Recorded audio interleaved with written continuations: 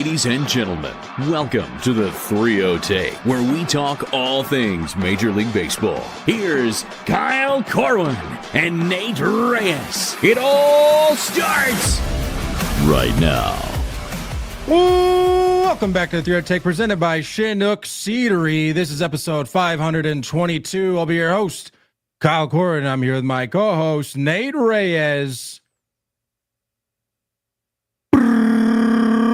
Nate. Let's go, baby. Let's go. We are here. We are here. We are here. It is that time once again. It is that time. First of all, shout out to our new listeners. If this is your first time finding us, listening to us, watching us, welcome. I could not have picked a better episode to join us. This is, as we've alluded to before and described it, this is the most highly anticipated episode of the season for us, for our listeners, the chasers. And so thank you for taking time out of your Sunday to join us. We thank you. Also new, this is our first time doing a hot takes and predictions episode as a live stream. It's very true. Yeah. This is new. I'm a big fan of this. And so we're going to need your help. If you're listening, we're going to need your help. We're gonna require some engagement throughout the episode. So if you're in the stream, if you're in the chat, get saucy in the chat for sure. Make plans to engage with us. Drop some takes. We'll explain that in just a minute. But just know that this isn't just gonna be a sit and listen, sit and watch. This is gonna be it's gonna be a party. We're gonna need your help. Yeah, it's like you guys are in the splash zone and we're Shamu. Correct. Be prepared to be involved. I mean, that. That's not a bad. That's an elite analogy. Spot on analogy. That's an elite analogy. Shamu's still doing his thing, by the way. Is that, or they've probably moved on. They've probably moved on. Yeah. Couple housekeeping items rather. Check out our shop. I feel like I haven't plugged that in a minute, so I wanted to get that out there. This had included 30take.com/shop. That's THREEOHTAKE.com/shop. You can find some of our official podcast merch on there. And the other housekeeping item is that we're doing a giveaway with our new presenting partners, Chinook. We're doing a little giveaway. Doing a little giveaway. I just mentioned a minute ago that we are requesting, hopeful for your engagement, but it's not just for our entertainment. It's for a chance at this. I'll show you right here. Big old box. How many are in there? I think big old box. 36. Well, here's the thing. This is just a box of a singular flavor. I'm going to do a little mix and matching. Yeah. And I'll make a little variety pack. And I may even throw in a couple bonus. I may even make it a clean 40. Who knows? So just want to get that out there. In fact, you know what? Let me just throw that banner up there right now. So the folks we can start tallying the takes. And then at the end, Nate and I are going to vote on the best take. I wouldn't even necessarily say the hottest take, just the best take, the best hottest take maybe. And the winner of that will receive, I'll be sending personally, not hand delivered. I'll put it in the mail. I mean, if it's a good enough take, good enough take, maybe I'll hand deliver it, but you should. There's going to be some, you're going to need to step it up for that if that's what you want. Okay. With that said, Nate, while I get the word out about the stream here, you want to give the folks a rundown, give our regulars a reminder, and give the new listeners a summary of what to expect in our hot takes and predictions episode. Look, the title tells you more than just predictions. All right. So if you're hanging out and you're like, oh, we're just curious on rankings, of course we're going to cover those. But it's not just about that. We're going to go through, we're going to give our deep dive takes on specific teams. We're going to have over-unders involved. We're going to dive into not just those rankings, but we're going to get into even way too early postseason rankings. We're going to give you our pennant winners. We're going to give you even our World Series winners and in how many games. We're going to dive into our awards, for both leagues. We are going to get into some spicy takes from you guys. I know we've had a lot. Thank you for showing up and sending some stuff in. We're going to read through those. And you can read the bottom ticker right there. We're going to be, or bottom little, what's that thing called? Ticker. Caption box. Banner, yeah. We're gonna vote on that. We're gonna like one of these really, really, really mucho and send you some seeds. So if you haven't written in yet, now's the time. Send some stuff in. Let us know. It can be crazy. It can be wild. It can be off your rocker. But that's what this is. It's a combination of prediction. It's a combination of let's get weird and predict stuff and be original in our thought. So that's what this episode is going to be. If you plan on hanging out live for the whole time, let's frickin' buckle up because this ain't going to be a short one. We're not going to be rushing out of here. You're going to be here a while. So plan accordingly. I mean, my wife's literally on the way back from a girls' weekend, and she's not gonna be back till later this evening. So I am in no rush. Mine's going to she's getting waxed. She's getting nails. I don't know. She was like, I'm booking a day. So like, you do you. It's time to lock in, is what I'm hearing. It's time to lock in. Let's have some fun with this. All right. Per tradition, as a way to cover ourselves here. If in case maybe we venture out on the deep end a little too far and you guys are like, whoa, let's dial it back a little bit. We're going to start with some of the takes from our listeners. Love it. Just to get that out of the way, cover our bases and make sure that the craziness gets out there first on behalf of them and not us. Okay. Is that fair? I like that. Can we do that? All right. Let's start here from the top. I mentioned Chinook. I gotta show some love to our guy Matt over there at Chinook. He's got a show, Spit and Seeds podcast. Him and his buddies. Starting off, he says Dylan Cruz will be a 2020 guy. Whoa! I don't think that's that far fetched. He's going to have to run into some balls. The bags I'm not worried about. Fine. Bags I'm not worried about, but can Dylan Cruz pop 20 out? I don't know. We shall see. Yeah. We're going to need enough time in the show. You know, we're going to need enough time. We're going to need enough starts. Tough to say. I don't hate it though.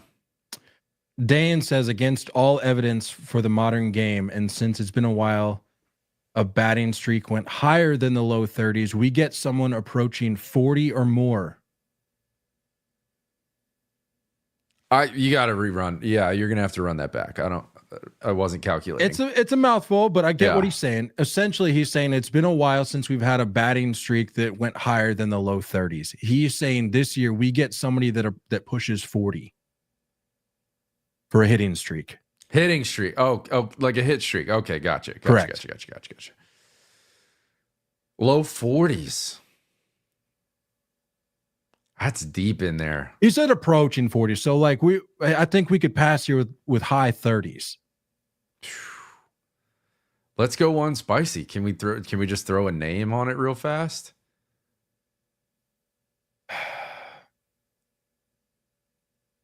I mean, Luis Arias is too lazy of a pick, but if there was a guy to do it, right? I guess. Give me Soto. I'm going to throw Soto at it.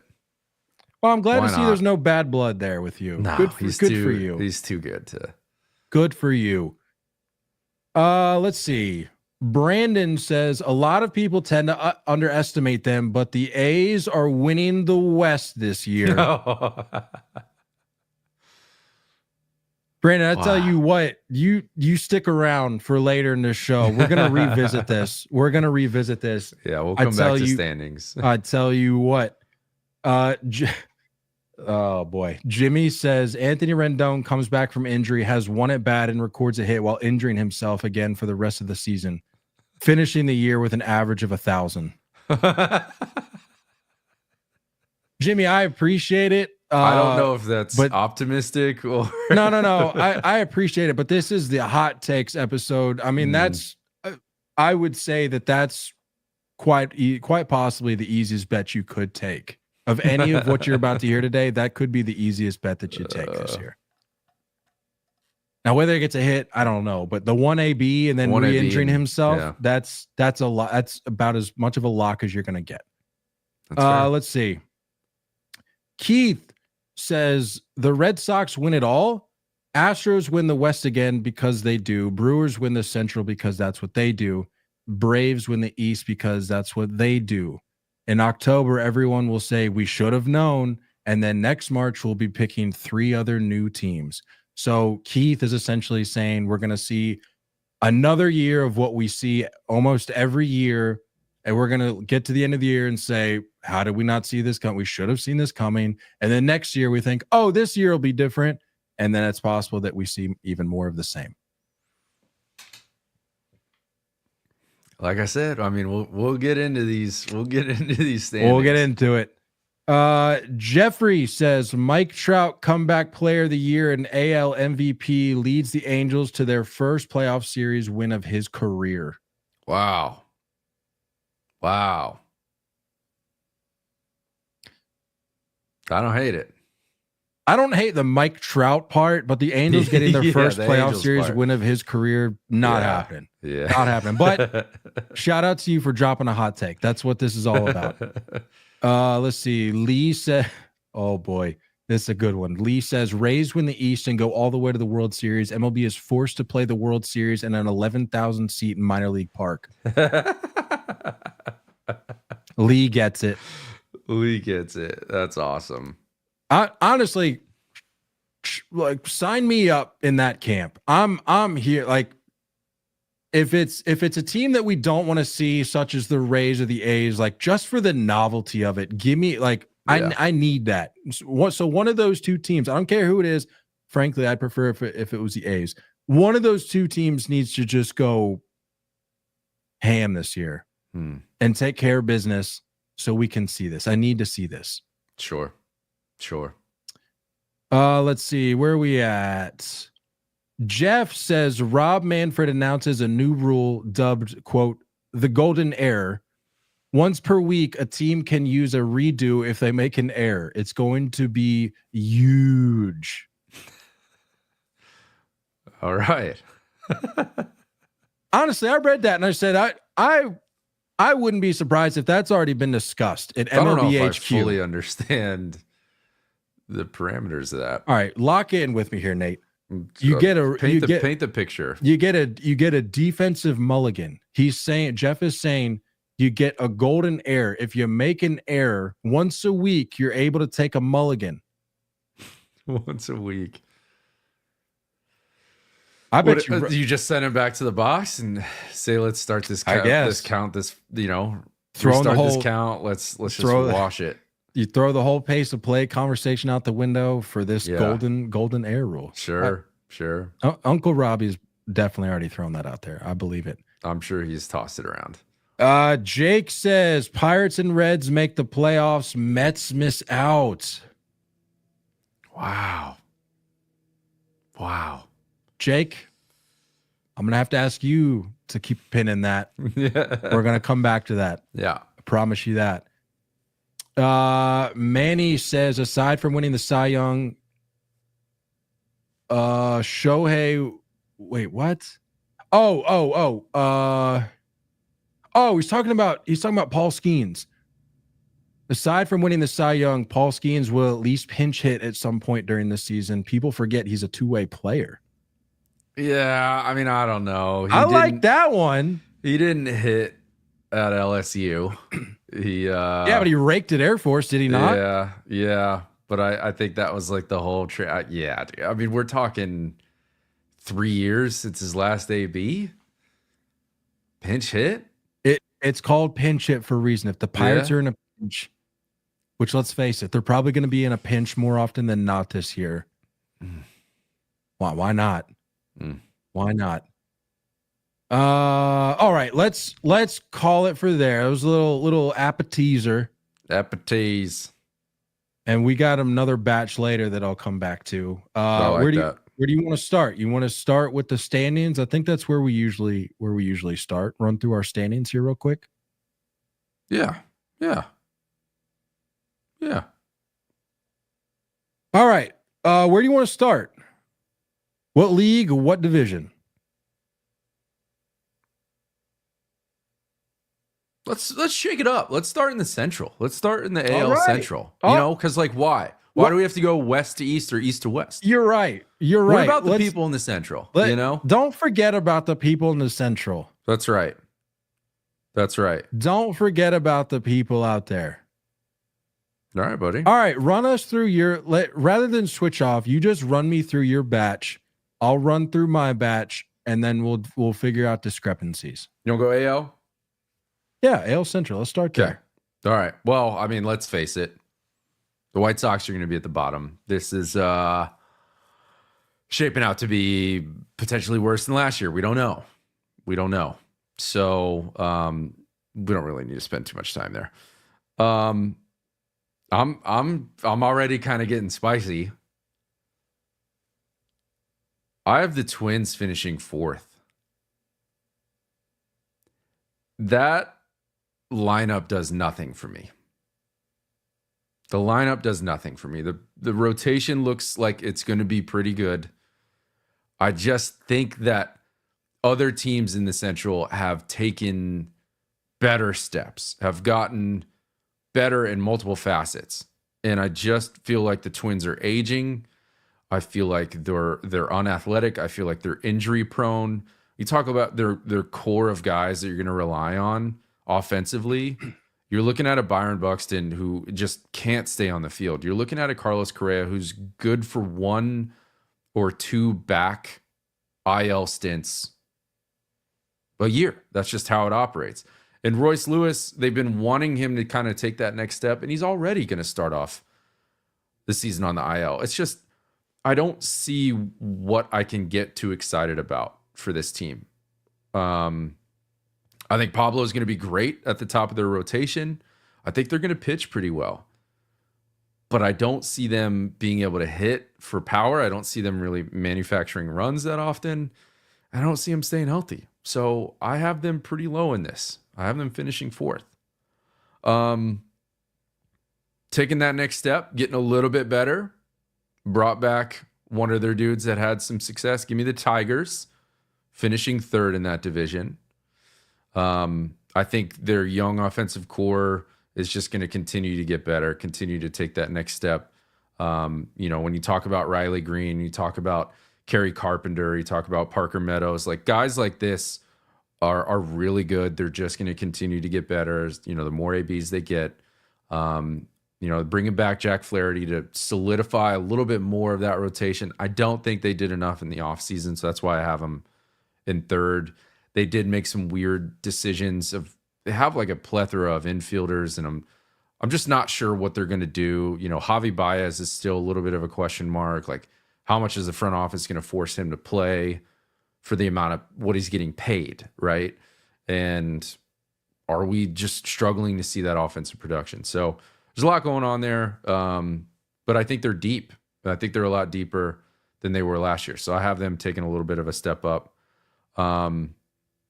I've got the Royals finishing 2nd. I know everyone wants to get hyped. I know everyone wants to kind of see that next step, but I think they're going in the right direction. It's just, the truth is, this is the Guardians division, and you can flip-flop, you can change names. I get it. That's fine. I get it. I love the Royals. I love what the Royals are doing. But the Guardians just continue to show, like, I don't think there's enough respect put on the Guardians and what they do. I think Stephen Vogt is incredible already, and it just doesn't matter what their philosophy is. To play good defense, is to manufacture runs any way possible. So you can take a Josh Naylor and a 30 home runs off of that roster. They're still going to be able to figure it out. They're still going to be able to do what they need to do. So it's the Guardians division until it's not, until they prove that they're going to take a significant step back. And I just don't see it happening. That's my AL Central. One more for good measure. Get out of here. All right. White Sox, we'll just get out of the way. White Sox finishing at the bottom. Worst team in baseball, to no one's surprise. I've got the Twins also finishing in 4th. How about this? I love that we've already got a discrepancy here because I do too, because we're normally pretty in the similar. past. And I've wondered like why that is, but I think it's because we get on here 2 times a week, every week, and we're talking about these teams, and more often we than not, sway each other. Yeah, we sway each other. We go, okay, I hear you on that one, and then your opinion changes a little bit, and then a lot of times, specifically for these preseason episodes where we're having to pick where a team will finish, we more often than not align. We fall at the same place, but every now and then we get a little bit of shake up, and I love that we're already starting it off with some shaking it up. 3rd for me, your division winner. There's no way, dude. The Cleveland Guardians finishing 3rd. I'm buying into the hype. They have the best bullpen in baseball, dude. How did that bullpen work out for him last year? The best closer in baseball. We're not talking about that. Not what you just said. Best bullpen in baseball. We're talking about the best closer in baseball. I'm already seeing comps to Mariano Rivera, which, I mean, maybe at this stage of his career, maybe it tracks, but he's still got a long ways to go. No disrespect to Emmanuel. He's got another 10 years of being at this. Correct. No disrespect. I'm just trying to set the record straight there. But the lineup itself, outside of J Ram and maybe a couple other names, will they find a way to scrap together wins like they seemingly have done year after year in recent memory? Sure. But I like the Tigers coming in at 2, and I'm giving the division to the Royals this year.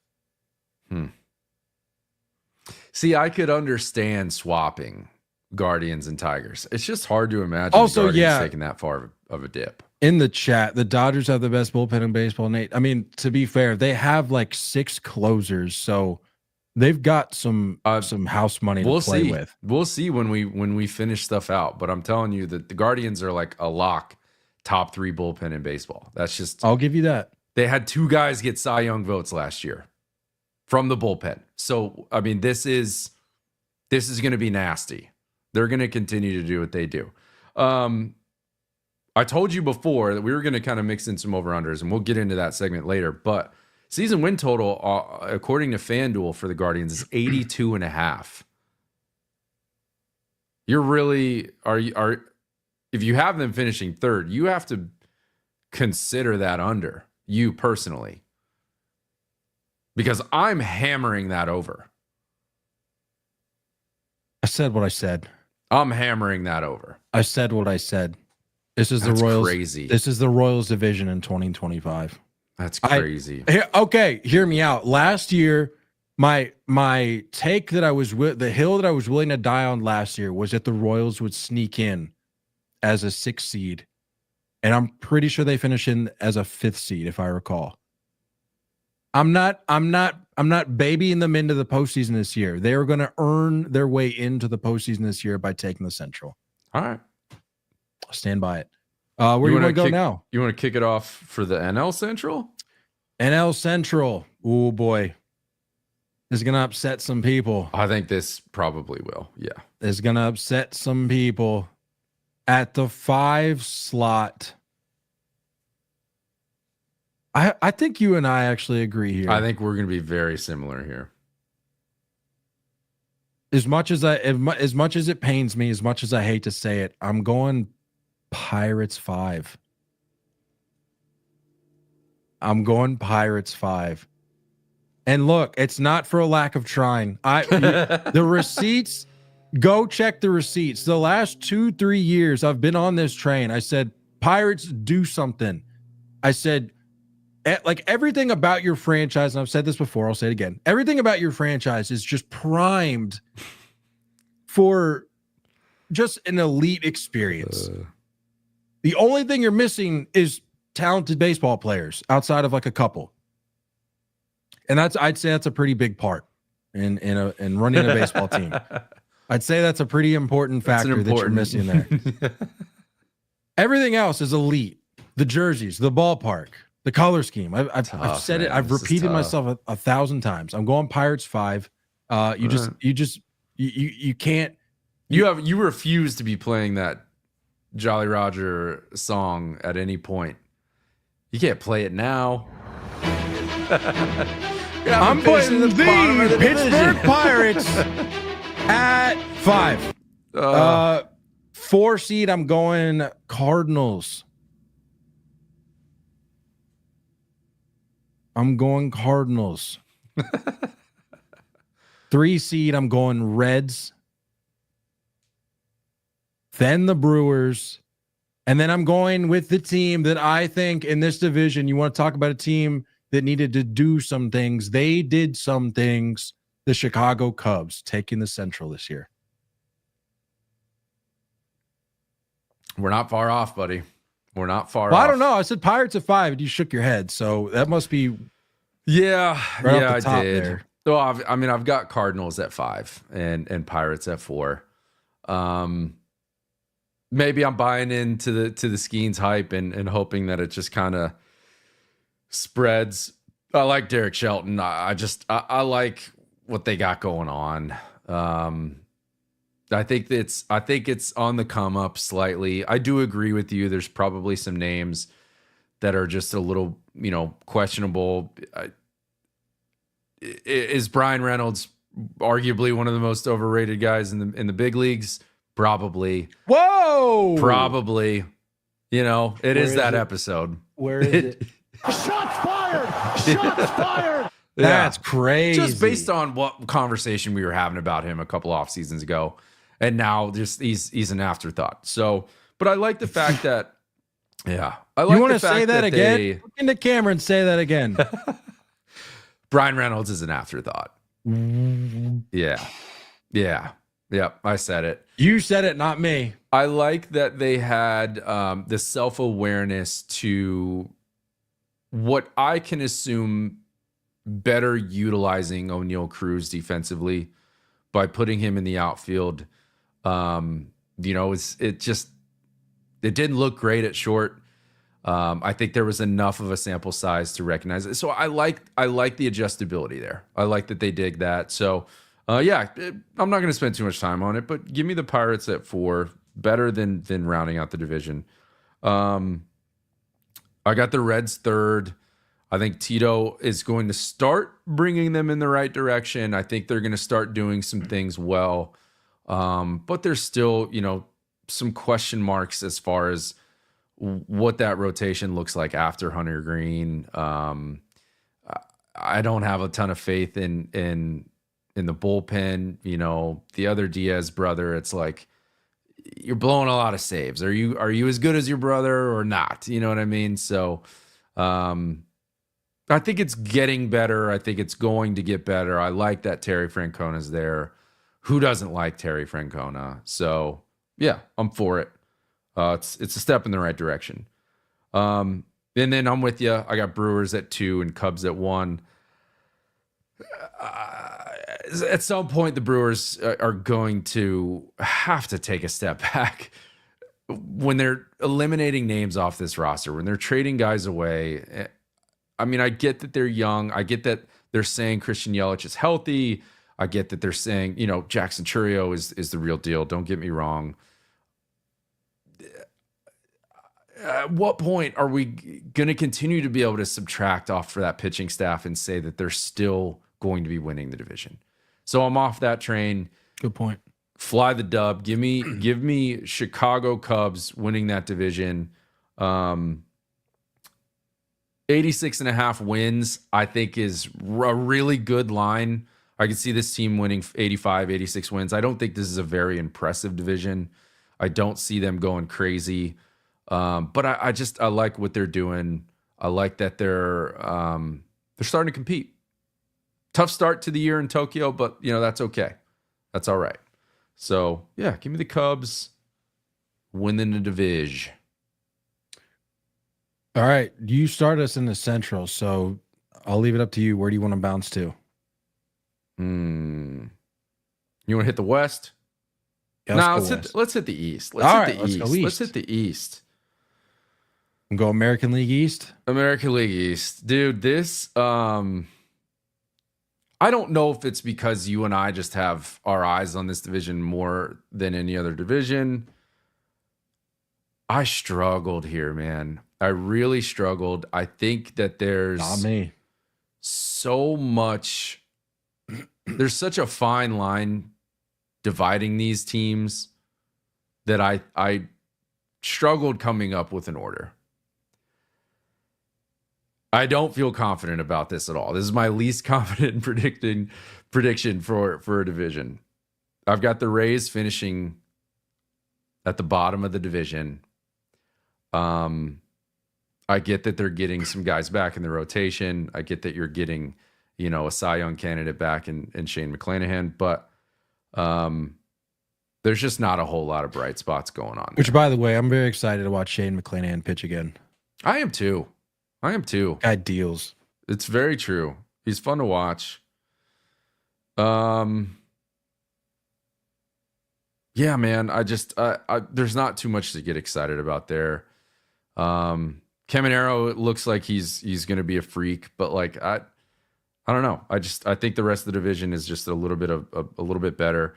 The only reason I have the Blue Jays finishing ahead of them and finishing fourth in the division is because I do feel like if they are in a place to push some chips in the middle of the table and make some deals before the deadline, this is like their last opportunity to convince Vladdy Jr. that he needs to stay, and they have to go this year. They have to at least give themselves a chance.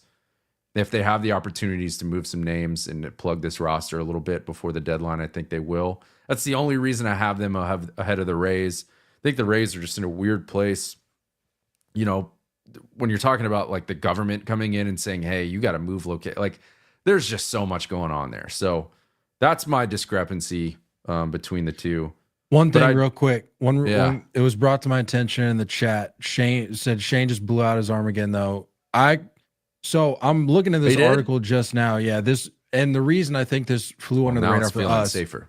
Well, I think the reason this flew under the radar for us is because we haven't done I don't think we've done a recording since this injury, because it was yesterday.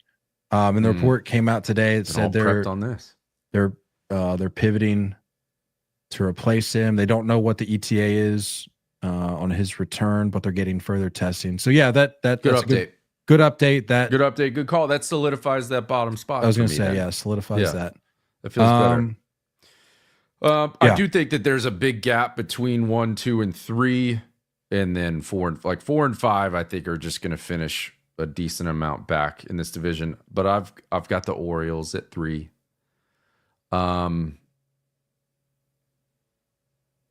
Look, man, I don't believe in this rotation. I don't believe in the arms. Say what you will about their youth. Say what you will about their abilities. I don't think that that's enough to lean on. We don't know what Jackson Holiday is yet. I hope that he's great. I think everyone wants him to be great. I think he'll be fine. It's just there's a lot of pressure on that kid. He hasn't had enough ABs. I'm hoping that this consistency of just being in the spring and like knowing you're a big leaguer, knowing you're starting the season, like I hope that kind of settles him in. Gunnar is not going to be able to start opening day, so that makes you wonder, like, is that going to be a nagging issue? Is Adley going to have a comeback season? Is losing Santander and replacing him with a Tyler O'Neill? I know you're changing the wall dimensions yet again, but like, I just don't know if that stuff can be replaced. I don't know if the offense necessarily got better. And I know that the pitching didn't get better. So I can't put them higher than 3. I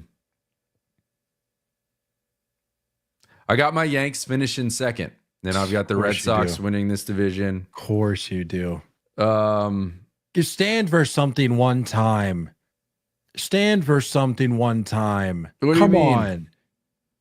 I think it's. I don't Are even. You saying we got the same division? No, I'm saying it's. How hard was it for you to consider putting the Yankees behind the Orioles? I don't think it's in your system to put the Yankees lower than 2.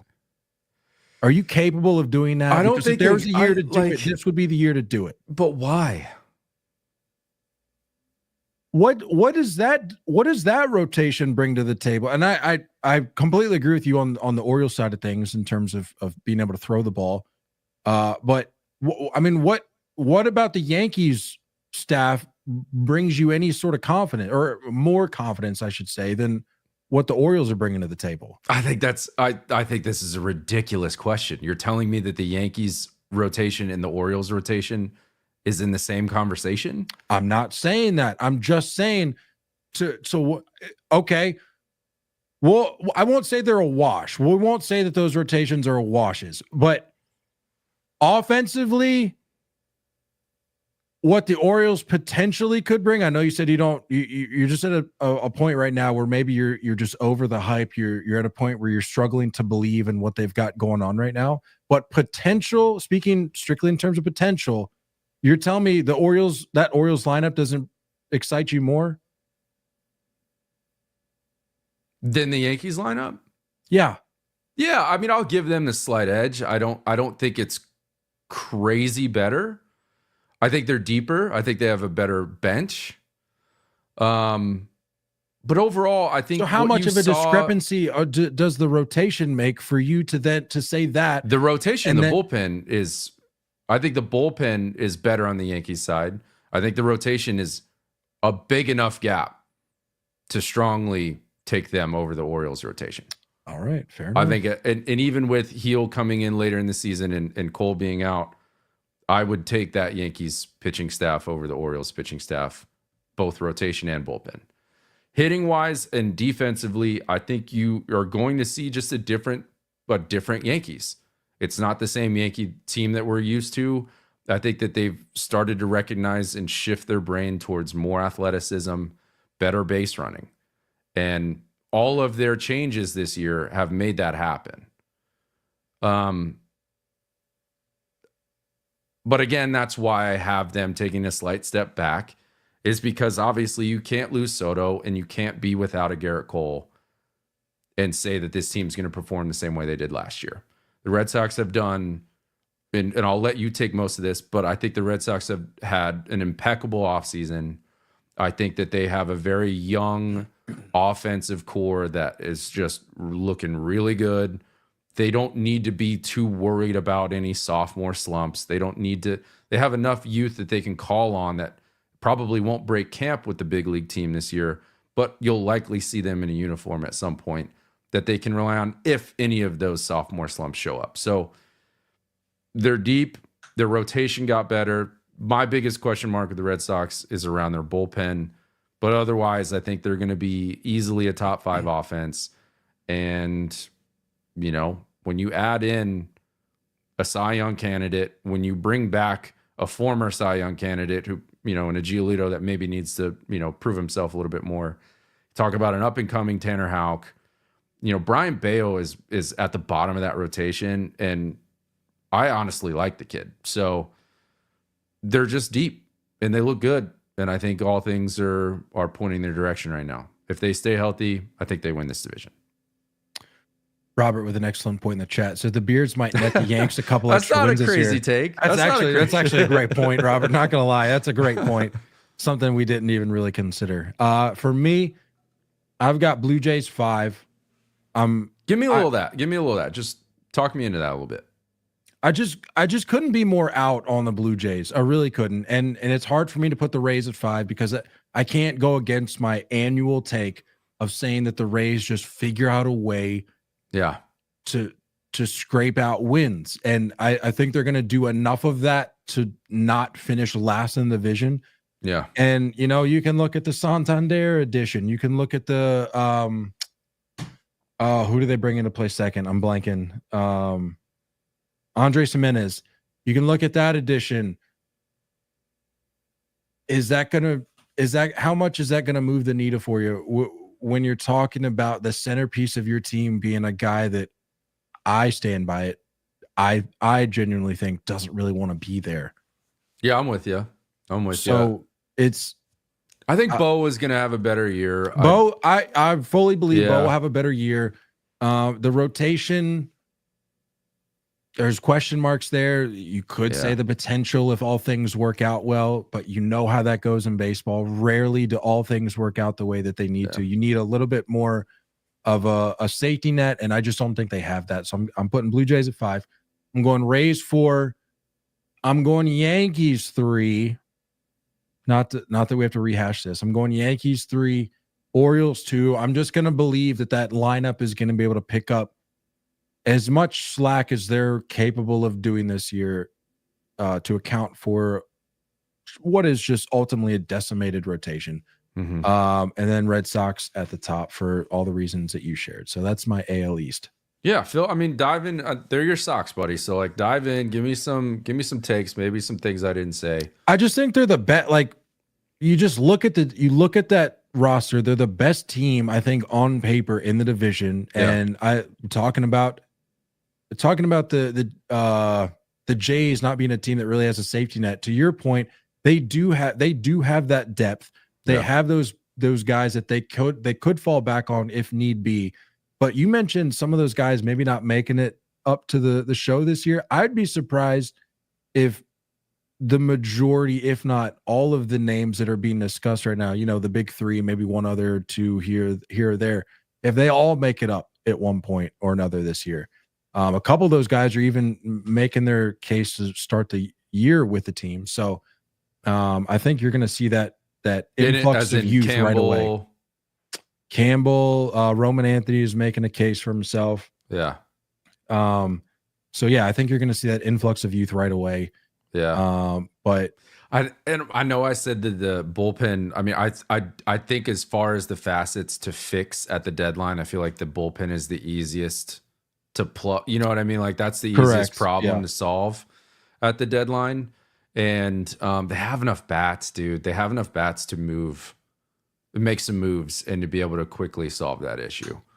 And yeah, dude, like the fact that we've talked about it at nauseum at this point, but like Yoshida, the disrespect that Yoshida gets, crazy. I think he's going to produce wherever he plays. I think he'll probably get moved, but I mean, the athleticism, dude, like Jarren Duran and Rafaela in the outfield. And I mean, Abreu looks real. Like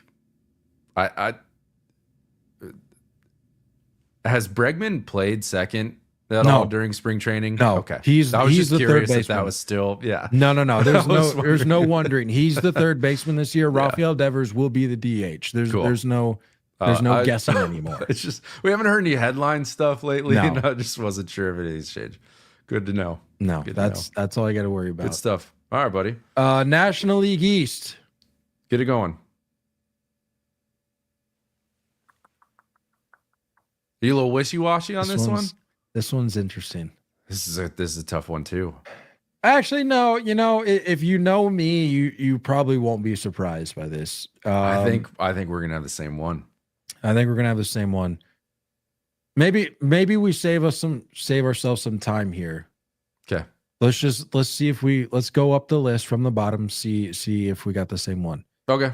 Marlins 5. Yeah. Nationals 4. Yeah. Say it with me now on 3. Coming in at the 3 spot in the NL East. 3, 1, 2, 3. The Mets. Yeah. All right. Dude, I'm sorry. Same issues that we talked about with the Orioles, if not worse. The rotation just is insane. It's insane. And I get that their 1, 2, 3 in the lineup is probably going to be borderline historic. I understand that Lindor, Soto, Pete Alonso, that's ridiculous. I fully understand that. I can't get there, man. And we've seen what this Mets team does with expectations. It's the Mets teams that everyone doubts and no one cares about that end up surprising people. That's a great point. The second they have expectations, they flounder them. So I'm sorry. And Soto defensively is going to get exposed this year as well. There's just as awesome as that top three, I think the whole lineup's going to be pretty good. I think the whole lineup's going to be good. Don't get me wrong. They're going to bang. Yeah, they're going to hit for power for sure. Pitching is just too much of a question mark. So, yeah, 3 spot. Who got 2? My Philadelphia Phillies coming in at 2. Are you serious? I got Braves too. No, you talked all this slander. The research, man, the research got to me. You talked all this noise on the Phillies. Oh my goodness. Well, you know what? I don't think we've ever had that where I've doubted the Phillies and you've been like, I don't believe her. So maybe this is the year they do it. It came down to the rotation for me. I mean, I'm sure there's a lot of Braves fans listening. We somehow have attracted a ton of Braves fans. They're probably going to, you can check the chat. They are pretty loud. They're pretty loud. They are loud. Yeah. Louder than most fan bases. But, yeah, man, I get that Spencer Strider's coming back. I think Chris Sale is going to be good. Can you expect Cy Young Chris Sale? Probably not, but I just don't know if there's enough pitching depth. And I like the fact that the Phillies brought in Luzardo. I like that Sanchez looks like the real deal.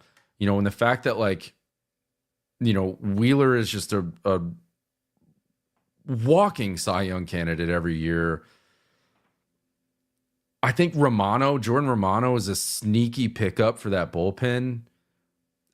I like some of the things that they did. Their offense is going to be their offense. I like what the Phillies are doing. And it's not, it's a very thin margin. And if you're curious, the win totals in this are very close. The Mets, according to FanDuel, by the way, all these numbers are FanDuel Sportsbook. Mets are at 90.5 wins. Braves are at 93.5 wins. Sorry, you said 90.5? 90.5 for both the Mets and the Phillies, actually. And then the Braves are at 93.5. So according to FanDuel, they probably feel like the Braves are going to win this division. And I wouldn't be surprised if they do. It's just, you got to wonder what kind of Acuna you're going to have. You're not going to see 70 swipes out of him again. I think he really kind of dials back some of these things in order to stay healthy. But 2 bad knees, man. Like, I don't know, youth is on your side, but he's not the guy that you're going to be able to easily convince to dial it back. It's hard to say. Maybe if he has the self-awareness too, then sure. But if you're just outright telling him and he has full intentions, on head down, I'm repeating that number again. Well, I'm with you. I mean, shortstop's a black hole. Austin Riley needs to be. This is, in my mind, like one of the final straws for Austin Riley of like staying healthy, producing, and being in the middle of that lineup the way he should be. I think he should be hitting 4. I think he should be hitting 4 all day, at least 3-4. And it's just, it hasn't seemed to like really fully click full time. Sean Murphy being out for a significant amount of time. I like the potential of Michael Harris. When are we going to reach that next gear? Just a lot of question marks. I get that last year was a wash. I think they're going to be significantly better than last year, but I have the Phillies just edging them out ever so slightly. I don't know. For me, it's pretty easy going Braves 1, just because strictly I think. I'm sorry. I'm still trying to wrap my head around the fact that you could not have been more. I was dogging on them. I know. I mean, you were straight up dogging the Phillies. I just had to do some research. That's all. Crazy what happens when you do some research. Huh? How about it? Yeah, it's wild. No, but for the Braves, it's just a mentality thing for me. Like seeing the way that you mentioned last year for them, seeing how the way that year unfolded for them, and seeing who they're getting back, seeing the potential that's there, but specifically from guys that we've already seen it with at other various points throughout their career. I think the stars are going to line, and that division is going to get back to the way that it was with what the a Braves. Division though. Yeah, Braves running the table there. So that's my division. East. All right, bud. Let's go AL West. Let's do it. You want me to start her out? You want to go one for one here? Start us off here. Oh boy, because I already know we're gonna have some differences here. So go ahead. Probably. I've got the Angels finishing at the bottom of this division. Solid offseason, I guess. I mean, you brought in a bunch of vets and just let's see what pans out. You know, can we move any of these guys before the deadline? That I feel like that's probably the mentality. I like Ron Washington. I'm just kind of confused as to what they're doing. Yeah, not much time to spend there. I love what the A's are doing. They're taking a step in the right direction, but I'm not going to get crazy. I got them finishing 4. Just keep building. We say this every time the A's come up. Just keep building. Keep stacking up the wins of what you're doing. I've got the Mariners finishing 3rd in this division, strictly because of their rotation. They are going to pitch. They are going to pitch, and they're going to pitch well. Offensively is always just, it's going to be a lot left to be desired. You can't just rely on a J-Rod. You know, I don't understand what they're doing. They have to get somebody before the deadline, but I don't see it being enough. And down goes the Astros. They're going to finish 2nd in this division, and I got the Rangers taking it. The Rangers lineup looks to be amazing. I'm buying early stock on Jacob deGrom being back. He looks great.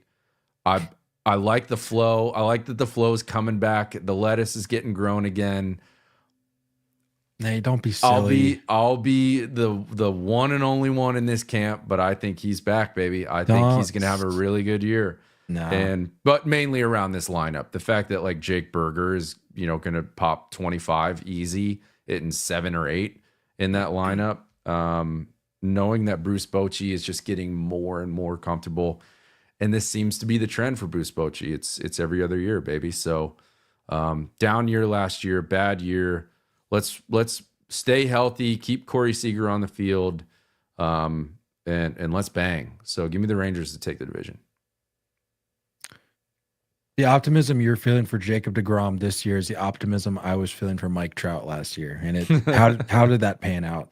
Oh, it didn't. Ignorance is bliss, baby. Just oh, it's not blind ignorance. faith. No, Blind it's not faith. ignorance. We know full well how this has shaped out before, and unfortunately how it will likely shape out this if year. Chris Sale can do I hate it, saying Jacob deGrom can do it. That's my mentality. No, Chris Sale's issue was that he was cursed in Boston after the World Series. He needed to move. Jacob deGrom has moved. It's not a question. That's not an element at play here. Save this receipt, dog. That's all I'm gonna say. I feel you. Hey, shout out. Look at him in the chat. Yeah. Look at that. Shout out Chinook Seedery Sunflower Seeds in the chat. Free case of seeds. You're wondering how can I get a free case of seeds? It's right there on the screen. Comment your hottest take in the chat for the 2025 MLB season. And Nate and I are going to vote at the end. Whose take is, we'll just say hottest, but has the most realistic chance. Yeah. Like you can't just be throwing like wild. you can't say like Shohei is going to be the first guy to hit 100 on the radar gun on Mars. Like it's got to be something within reason. Absolutely. It's actually not a great example because Shohei probably It's could not do that. great. For my where are we at? For my West. Same as you, except swap Mariners and A's. I'm going A's 3rd, Mariners 4th. Whoa. I'm buying it. I gotta put my money where my mouth is. I gotta buy the A's hype. I'm in the camp of believing in some of the moves they've made. And they said Bobby Witt's our favorite player. Shout out, friend of the program, Bobby Witt. Yeah. Always love some Bobby Witt. Friend talk. of the program. Won't be the last Bobby Witt talk in this episode. Oh. So yeah, that's my West. I'm with you on the Rangers taking the division crown. I think we've wondered for the last couple of years, like when is it going to happen? I think we've officially reached the changing of the guard in the American League West. Yeah, man. They're switching stuff up a lot, man. They're shipping guys out in Houston. You and I talked about it last week. I don't love this Altuve and left situation. It doesn't look great. It's embarrassing. Look, he's athletic enough to, I think, be better than what we've seen so far. But this is not a standard why? that You didn't have to do this. What are they Alex doing? Bregman plays in Boston. You didn't need to do this. Yeah. Anyway. They really did this to themselves. But their rotation is going to keep them in the hunt. So that's why I have them at 2. Last division here for us, the NL West. Why don't you start us off? I say we just go together here. No, I think you're gonna want to start us off. I don't think so. Rockies 5. Okay. Yeah. Giants 4. Yeah. Padres 3. That's right. Diamondbacks 2. Shut up! Come on, man. Nope. Okay, well, you're the one that has the explaining to do, so go ahead. If we're talking over-unders, the Dodgers having 105.5 over-under win total this year. I'm hammering that under. I think they're very deep. I think they're very good. I don't think they're going to care about the regular season. 105, and you're, quote, hammering the under? That's hammering crazy. the under. That's crazy. Hammering the under. They're not winning 106 games. I'm sorry. They don't care about the regular season. They're not going to care about the regular season. They don't have to. They're that good. Management. This is load management for their superstars. That's what this is. I love what the Diamondbacks are doing. I love that they were the top offense last year, and they plugged their problems with excellent solutions. Their rotation is deep. I love what they're going to do this year. I have the Diamondbacks winning the NL West because they're going to continue to fight for it every day, and it's not about load management. It's not about trying to keep superstars healthy. It's not about trying to figure out who to pitch what days, because they just have a group that's going to go out and ball and win, and it's going to be different. It's going to be done in a different way.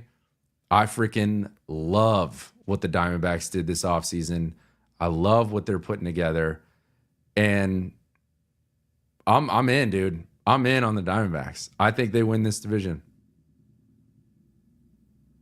That's crazy. Hey, why are we here? You know what I mean? You're absolutely right. And hear me out. It has nothing to do with the D-backs. I fully buy the D-back stock.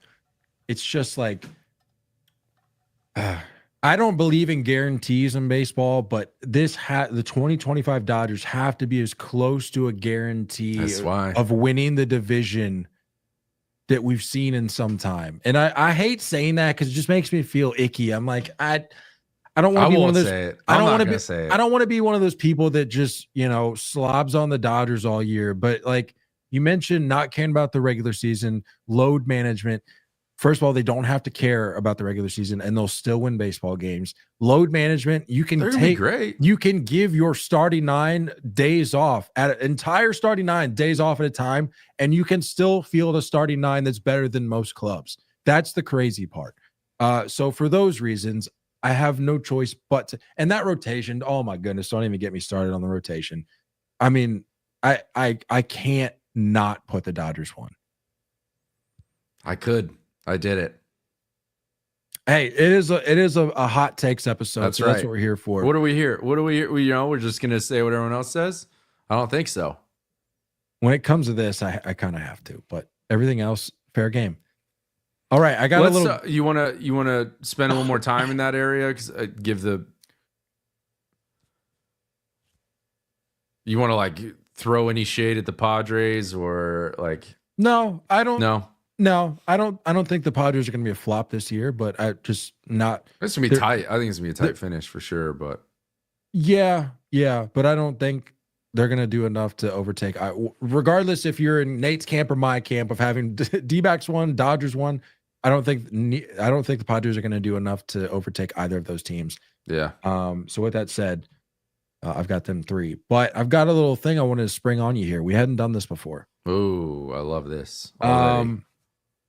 We're gonna do, because I like trying to incorporate more ways that we can reference this episode at the end of the year. So I thought, let's do a divisions by win totals draft real quick. Total wins for all 5 teams. For all 5 teams in each division. We're going to do a little draft. I believe I won the last draft. The last draft that we've did. So if it's okay with you, I'll go ahead and take first pick. But then as the drafts would have it, you've got the snake draft. So you'll take 2 and 3. Okay. And we got to draft our 6 or our 3 each. Okay. All right. So with the first pick, and again, we're going to reference this at the end, so we'll be able to tally up the win totals and see who had the most wins amongst their 3 divisions. You cool with that? Yeah. All right. With the first pick in the divisions by win totals draft, give me. Love picking second, by the way. Yeah, no, that's strong. Boy.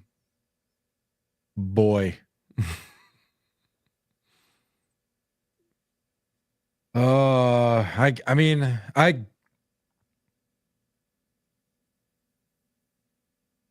am I gonna hate going? Give me. Little did you know, I knew this was coming, and I punted on the last draft just so I could pick second. Oh yeah, no, for sure, yeah, definitely.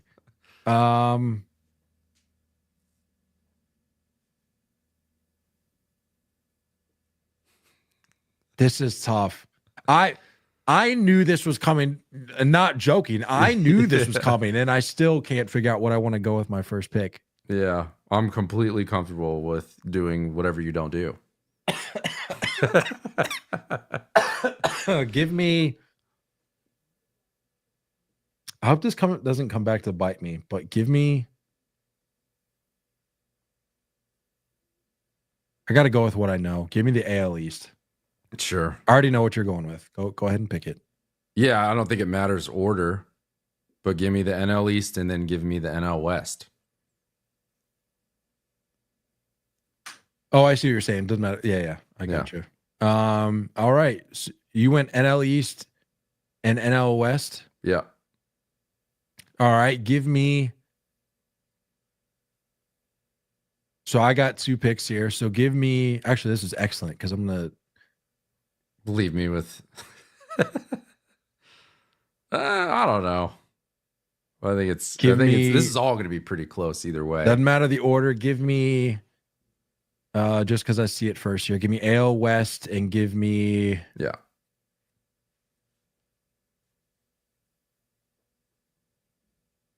Now, you know what? I'm not gonna do. I'm gonna play optimist here. Oh, okay. Give me. You know what? Just give me the whole American League. Yeah. Just give me the whole American League. I'll take the National There you League. have it. That's easy. That's easy enough. That would be Give me the very American easy. League.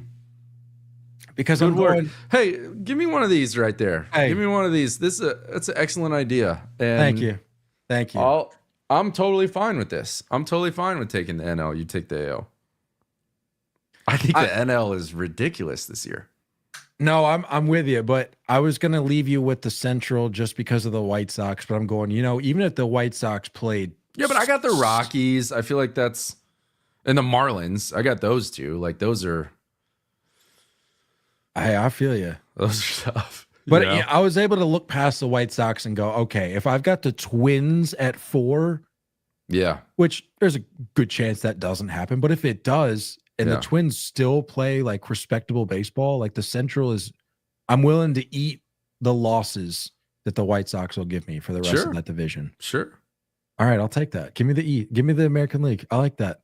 All right. How do you want to do the over-unders? Because we got those after we get into our postseason picks here. Do you want to solicit some from the listeners? Yeah, hit me with some listener stuff. Shout out Spence in the chat. I need these fits for every episode. I mean, Maybe the glasses becomes a thing. I don't hate it. I don't hate it. I'm wearing shorts. As am I. Yeah, okay. I'm barefoot. As am I. So I don't know. As am I. Yeah, all right. I'm down. I'm very comfy. I like this. This is good. All right. So for some over-unders, we wanted to get some over-under suggestions from the chat. And we're going to get to those. Love this. We're going to get to those after we do our postseason picks. But let me get a banner up here on the screen. Nate, you want to let the folks know like what we're looking for, just to give them an idea? I mean, it could be just kind of obscure over-unders. I don't think, it's not necessarily like over-under, like win totals for teams. You know what I mean? This could be player specific. It could be, where you feel like an over-under on stolen bases, home runs. You could do, strikeouts, over-unders on managers getting tossed. You could, it could be over-under on errors. It could be over-under on games played. So kind of use that and shift it around, some players you maybe want to watch this year, or shed a little light on that we haven't covered already, stuff like that. Let's get creative with the over-unders. All right, so while we wait on those, let's run through our postseason Perfect seeds, our pennant winners, and our World Series winners. You want me to start us off? Yes, I'm not kidding. Told you before we hopped on, my AL pennant winner is still blank, and I'm still on the fence. I love this. I'm still there. I mean, you can't knock us for just going with the first thing that comes to mind. Like Nate literally has his pennant winner still blank. He is maximizing. I'm taking as much time as possible before I need to submit my answer. Maximizing the amount of time taking or needed to make this pick. I love that. All right. I'm just going to give you my American League postseason seeds 4, 5, and 6. Okay. So we've given you our division winners, obviously. For me, my American League wild card seed number 4, or my postseason wild card seed number 1, I guess, but my fourth seed coming out of the American League, Houston Astros. So you think that they're still there? Like, you can't completely eliminate them. You know no. Like yeah, no. When I say changing of the guard, it's strictly from the perspective of the division, but they're still a postseason team. They're still a threat. They're still such a well-run organization in multiple ways. So I'm with you. I think they're absolutely still in the conversation. So I don't hate that pick. You want to go 1 for 1 here? You want to run through your 5 and 6 as well? I'll just run through them here real quick. Okay. AL seed number 5 for me, the Baltimore Orioles. And you ready for this? I don't have a drum roll on here. Never mind. I already know. We'll go with this instead. My 6th American League postseason seed is none other than the Sacramento A's. The Sacramento A's, the last team into the postseason. You're welcome. Insanity. You're welcome. It's all right. Keep the receipts. Pure insanity. Yeah, please do keep the receipts. What did everybody say when I said the same thing about the Royals last year? Yeah. Well, how many times did we say that Angels were going to win a division over the 6 or 7 years we've been doing this? No, we've never said the Angels were going to win the division. We've been high on teams before, and they've absolutely let us down. This isn't being hot. This is simply saying they're going to squeak in as the last team. Compared to what they win have the division. Been, this is very high on that team. Whatever. Dude. 4, give me Yanks. I think we already talked about it before. I think they've they're just going to look different. They're not going to be the same as what you've seen in the past, but I think they're still going to be pretty good. 5, I've got Royals because I did not have them winning the Central like you did, but I have them in the dance with the second wild card spot, 5th seed overall. And then similar ideology to what you were saying before, I still have the Astros in the conversation. So they're going to round out the last wild card spot and the 6th seed in the AL. I like that. I like it. My National League seeds, my 4th postseason seed coming out of the NL, Arizona Diamondbacks. Sure. Giving them the respect that they're due. Yep. I'm going with your NL East division winner, the Philadelphia Phillies, as my 5th seed coming out of the NL. Mm-hmm. And we're going to look at a 2025 postseason that's bringing I'm not, this isn't crazy. 2 National League East teams out of the wild card. We're going Mets. Okay. Where'd you think I was going with that? I thought you weren't going Mets, and that's where I was like, this is nuts. This is nuts. I understand not being high on them, but that would be crazy. Yeah. We have like the same mindset. We're just, our orders are different with the division winners. Sure. So obviously I have the Dodgers with the top wild card spot at the 4 seed. And then I have the opposite of the division winner in the NL East. I have the Phillies winning the East, so I have the Braves, and the Braves in the 5 spot, second wild card spot, and then I have the Mets rounding it out to still get in. The NL East is going to be a freaking gauntlet, dude. I think they're going to be good. I don't think you're going to see super high win totals in that division. I think it's all going to be tight. Like, you're going to have 3 teams in the 88 to 91 win range in my mind. They're going to be all in that conversation. So they're just going to beat each other up. They're going to play really good ball. And it just comes down to staying healthy. All right. Ugh. Here's where the rubber meets the road, my friend. Do you need more time? Do you need me to buy you more time? Or have you decided? No, I wrote it in. And I need some freaking credit here. Oh, yeah. That's what I like to hear. I need some freaking credit. I know what that means. I have a lot of people that love to say, oh, he's a Yankees fan. Name another Yankees fan that is this realistic. Name another Yankees fan that is this true, that analyzes his team without ridiculous bias. Name another one. That's beautiful. This is beautiful. I want you to look me in the camera, look me in the eyes, and I want you to say what you're about to say.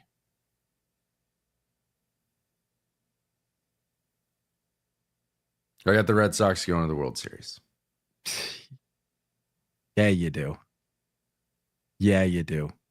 You know what? Let's go 1 for 1 here, because I like that. I like the transition here. People want to sit here and say, oh, you're just a Red Sox homer. Of course you're going to put him in the World Series. I'm not putting him in the World Series. How about that? How about that? You think, oh, there's no way at this point in the life of this podcast that Nate and Kyle could surprise us. How about that? Nate's got the Red Sox in the World Series this year, and I don't. How about that? You know who I've got in the World Series coming out of the American League? The Texas Rangers. No, stop. Don't think I'm going to Sacramento A's. The Texas Rangers. I was honestly thinking Royals, but yeah, Rangers is definitely the next. Give me the Texas Rangers. Yeah, that's what I was on the fence with as well. I like what they got going on. So that's a good pick. It's a good pick. National League. Who are they facing, Kyle? I mean, come on, dude. Don't get yours out of the way. Look, get yours in the winter out of the way. No, look, stop. Look, check the receipts. I've said year after year, I said it doesn't matter about who has the best team on paper to start the season. And more often than not, almost every year, that that proves to be the case. Like, it doesn't matter because you see somebody else catch fire at the right time. Sure. You see somebody run the table in the postseason who maybe you didn't anticipate doing so at the start of the year. But we gotta call a spade here. We gotta look at reality and recognize that I think the Dodgers shattered that glass for us last year. And so now that that's happened, I got to go Dodgers. Taking it. Woo! How many? Fighting for my life over here. 5. You just love pain, don't you? Oh, man. You just love pain. Well, I said it before. I'm saying it again. Give me your Arizona Diamondbacks taking it all in 7 over the Boston Red Sox. I'm fully in. I'm fully in on this team, baby. I'm fully bought in. I will not allow my view on how baseball is to be changed by one organization and just a couple off seasons. I refuse to allow it to be written on paper. I refuse. I've got the Diamondbacks taking it. It's going to take all 7. And as much as I'd love to see my Yanks in the World Series, I like the idea of you flying out here and us going to some games at Chase Field. And I can root for the Diamondbacks and you can root for your Red Sox. Because that sounds kind of nice. And that sounds like a fun little trip. I would love that matchup. That'd be cool, right? That's a matchup I hadn't really considered. I like that. It's a fun matchup. 2 very good teams that have, well, I mean, I know the Diamondbacks were just in the World Series a few years ago, but like just overall 2 teams that had not had the greatest last few years. And now that they're starting to get the hype, they have the rosters, they have the offense, they got pitching depth that they maybe didn't have last year that now that they do have. I like what's going on. I'm a baseball fan first, people. I'm a baseball fan first. It's hard to remind yourself of that sometimes. And that's the kind of podcast you're tuned into right now. It's 2 baseball dudes, okay? Yes, we're Yankees fans and Red Sox fans, and we can talk and cheer and do everything we need to do to convince ourselves that we're not going anywhere. But we're baseball fans first. Laura says she would like some of the drugs that you're consuming. She says that's not going to happen. Red Sox versus D-backs in the World Series. Come on. Come on, Laura. Have some faith, all right? Give me some takes, people. It's time.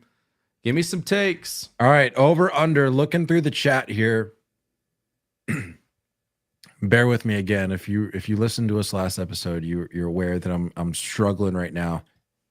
Allergies are getting the best of me. I'm fighting for my life over here. But rather than postpone, I said the show goes on. That's right. But you're gonna have to bear with me. Padres over under 80 wins. 80. Can we throw a half on that? Just so we're not. I'm reading what's on the chat. All right. Yeah, we'll go 80. It's a rookie line. You got to give halves so you can't push, you know. I'll give them over 80. I think they're still solid. They just don't have a ton of depth. I think you're still going to get, pretty good offense. I think Manny Machado and Tatis are still going to produce. I'm worried about Jackson Merrill being relied on as a 3-hole. That's kind of where I'm at. It's like I'm worried about him not being able to just be this like fun, easygoing, no pressure rookie, and now it's turned into this large expectation, moving you to the middle of the order, heavily relying on you. You can probably speak to this more. I don't love Xander going back to short. I don't love him being able to stay healthy at his age. I don't love the fact that they have just lost some of that infield depth. Their pitching, can it stay healthy? Is Dylan Cease going to remain a Padre all year? There's so many things I don't know. So I have them better than 80 wins or 80 and a half if we're changing that line, but we still both have them finishing third in that division. think there's a significant gap between the other two teams that they're fighting against. You taking over? I'm gonna take you over. Yeah. I'm gonna let you do all the talking. I gotta save right. my voice for the end Yeah. here. You got to get crawl into the finish line. Crawling to the finish line. Let's see here. Over under from our friends at Chinook. Over under. We'll call it 40.5 bags for Ohtani. Give me over. I'm going to go over. And I can't say too much else. I've got things planned for Ohtani. Oh boy. All right. Well, I'll leave it at that. Let's see here. Love that they're in the chat. Chinook, welcome to the family, man. This is just a dream. Love those guys. I got some dill that's ready to go right here. Already opened up. Let's see. I know there's some more in here. Over under RBIs for Pete Alonso. There was So we got to set the line. Okay, I like that. I like that, Spencer. Man, I mean, having Lindor and Soto in front of you. Soto's always going to be in front of you. I think a good line would be... Should we look up what he's done lately? Let's just look it up. Let's look up the stats, see what the years have brought us. So 88 last year, 118 the year before that, 131 the year before that, 2021 was at 94, washing out 2020. In his rookie season of 2019, had 120 RBIs. Ooh, boy. I mean, look, down year last year for Peter, which is still saying something, by the way. I know we throw a lot of shade at this guy, but 123 OPS plus, still hit 34 jacks. Like, if that's a down year for a guy, you can call him a cornball all you want. I'll take that. You know, I will take that. What do you think about a line of, let's say 119.5? What do you think of that line? He's gone over that number twice in his career. I'm going to take the under, but not by much. Okay. And it has, for no other reason other than the fact that I just feel like he might be in a weird place mentally this year. Yeah. With just not like no security. With the way this offseason went and the narrative that surrounded his place on this team. I like that take. Yeah. And again, not by much, because I mean, the guy mashes, and to your point, he's going to have guys on base more often than not. But I don't know.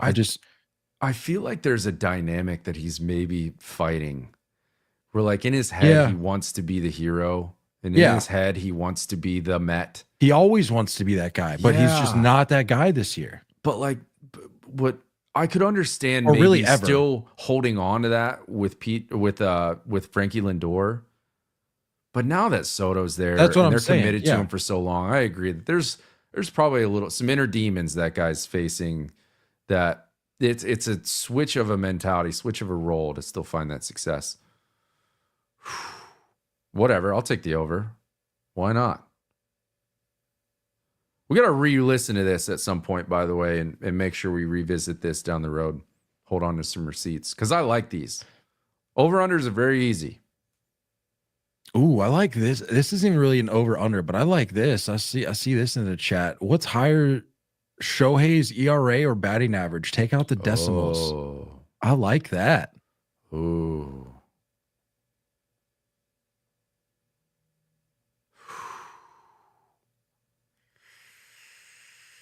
I got to look at batting average, because that's something I haven't really paid a ton of attention with him. A 10 of attention. Yeah. I'm going. What is this real? Oh, I'm going ERA. Oh, I almost just filled my shorts. When you go to Baseball Reference, and you like are used to looking at the years, I forgot that they've already started this year and it said 375. And I was like, there's no way he hit 375 last year. And I didn't know it. He hit 310 last year. The year before that was 304. Give me ERA. Higher. Yeah, give me a higher ERA as well. I just don't think he's going to have enough innings to keep that low. You know what I mean? I don't have him going crazy on innings. So I'm going to go ERA is higher. That's in the running for my favorite over-under, by the way.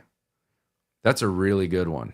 Yeah, I guess you're right. I guess that is an over-under. It's just it's a unique over-under. That's a fun like conversation. That. Yeah. Let's end it with that one on the over-unders. Now let's switch gears here and go. Want to get into our awards? Let's get into some awards, pal. Can we start with the boring ones? Let's go comeback player of the year and managers of the year first. Let's get those out of the way. I tell you what, I'm going to send you because full transparency here. We're all family. We're all friends. I have been just crushing fluids today. And I've reload. I've made it as far as I can go for this moment. So you know what? I'm gonna crush that water bottle already. Oh yeah, dude. So you know what I'm gonna do? I'm gonna send you the second batch of hot listener hot takes to read off here for the people, and I'm gonna go use the boys' room. Oh, I'm so sorry, buddy. All right, I'm gonna try to take my time. Okay. Hey, go for it. What'd you send me? I just sent you the takes. Oh, these are the takes. I love it. Cool. I thought we were getting into the awards. You confused me. No. Sorry. The listener takes. All right. I'll be right back. I'll take my time. All right.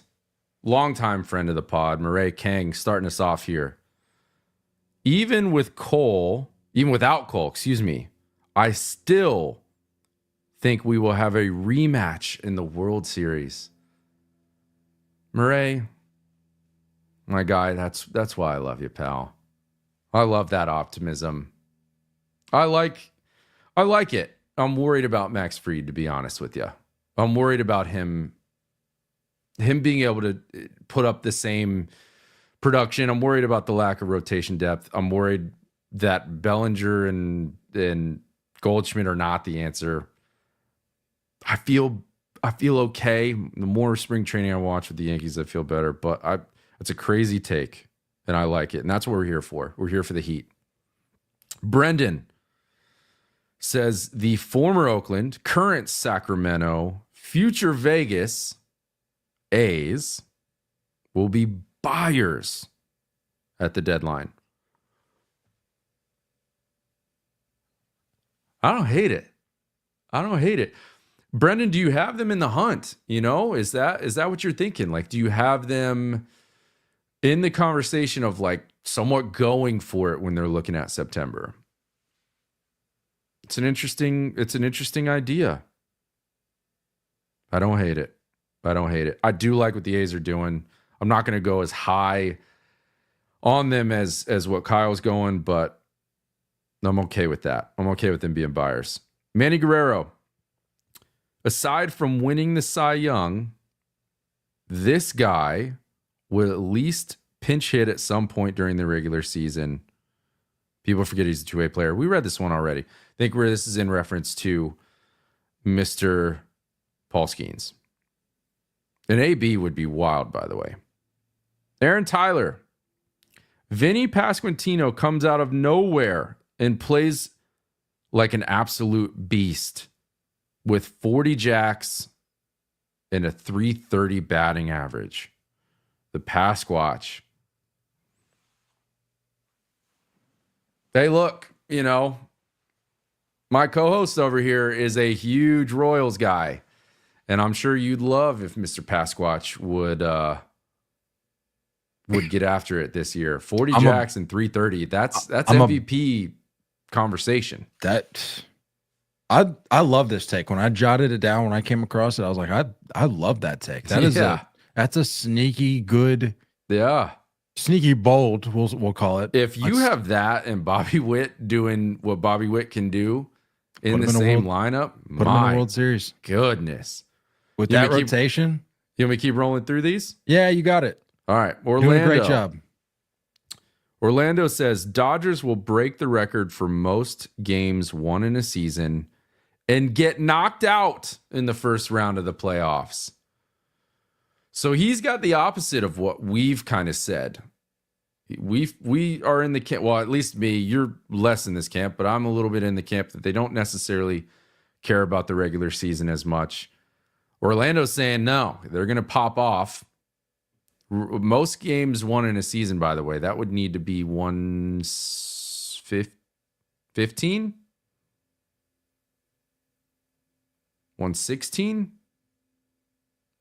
117, I think. 117. But, I mean, the bigger part of this take is that they're going to get bounced in the first round. No, did they? Well, it wasn't 120, was it? No. 116. Yeah. Oh, okay. What am I saying? Yeah, 116. So it'd have to be 117. That's what I said. They need 117. But to get bounced in the first round, look, man, this crazier things have happened. I've talked about this weird. I don't love if you have them winning the most games ever. They're obviously going to win the division. You have this weird bye and this layoff that baseball players are not used to when they're playing every day. So you never know what can happen. That's crazy, though. Which, by the way, this is why I didn't feel great putting the Rangers in the World Series, but we've talked about it. The AL is wide open this year. So it really, really, really is. I wasn't too bothered by it. Justin Andrews says Mike Trout won't make it to the All-Star break and will retire. Jeez, Justin, I thought I was out on Mike Trout, but this crazy. This is different. No flyer on the fact that he's moved to right field and going to try and stay healthy. But all right. Matt says Hunter Green will lead the league in punch outs. I don't think that's that crazy. I don't think that's far fetched at all. Hunter Green is. I'm buying the Hunter Green bona stock this year. fide stud. Bona fide horse. Big time buying that. And I'm buying the stock with this year. Tito just being like, That's what I'm saying. The old school, like, you got this, get me out of this inning.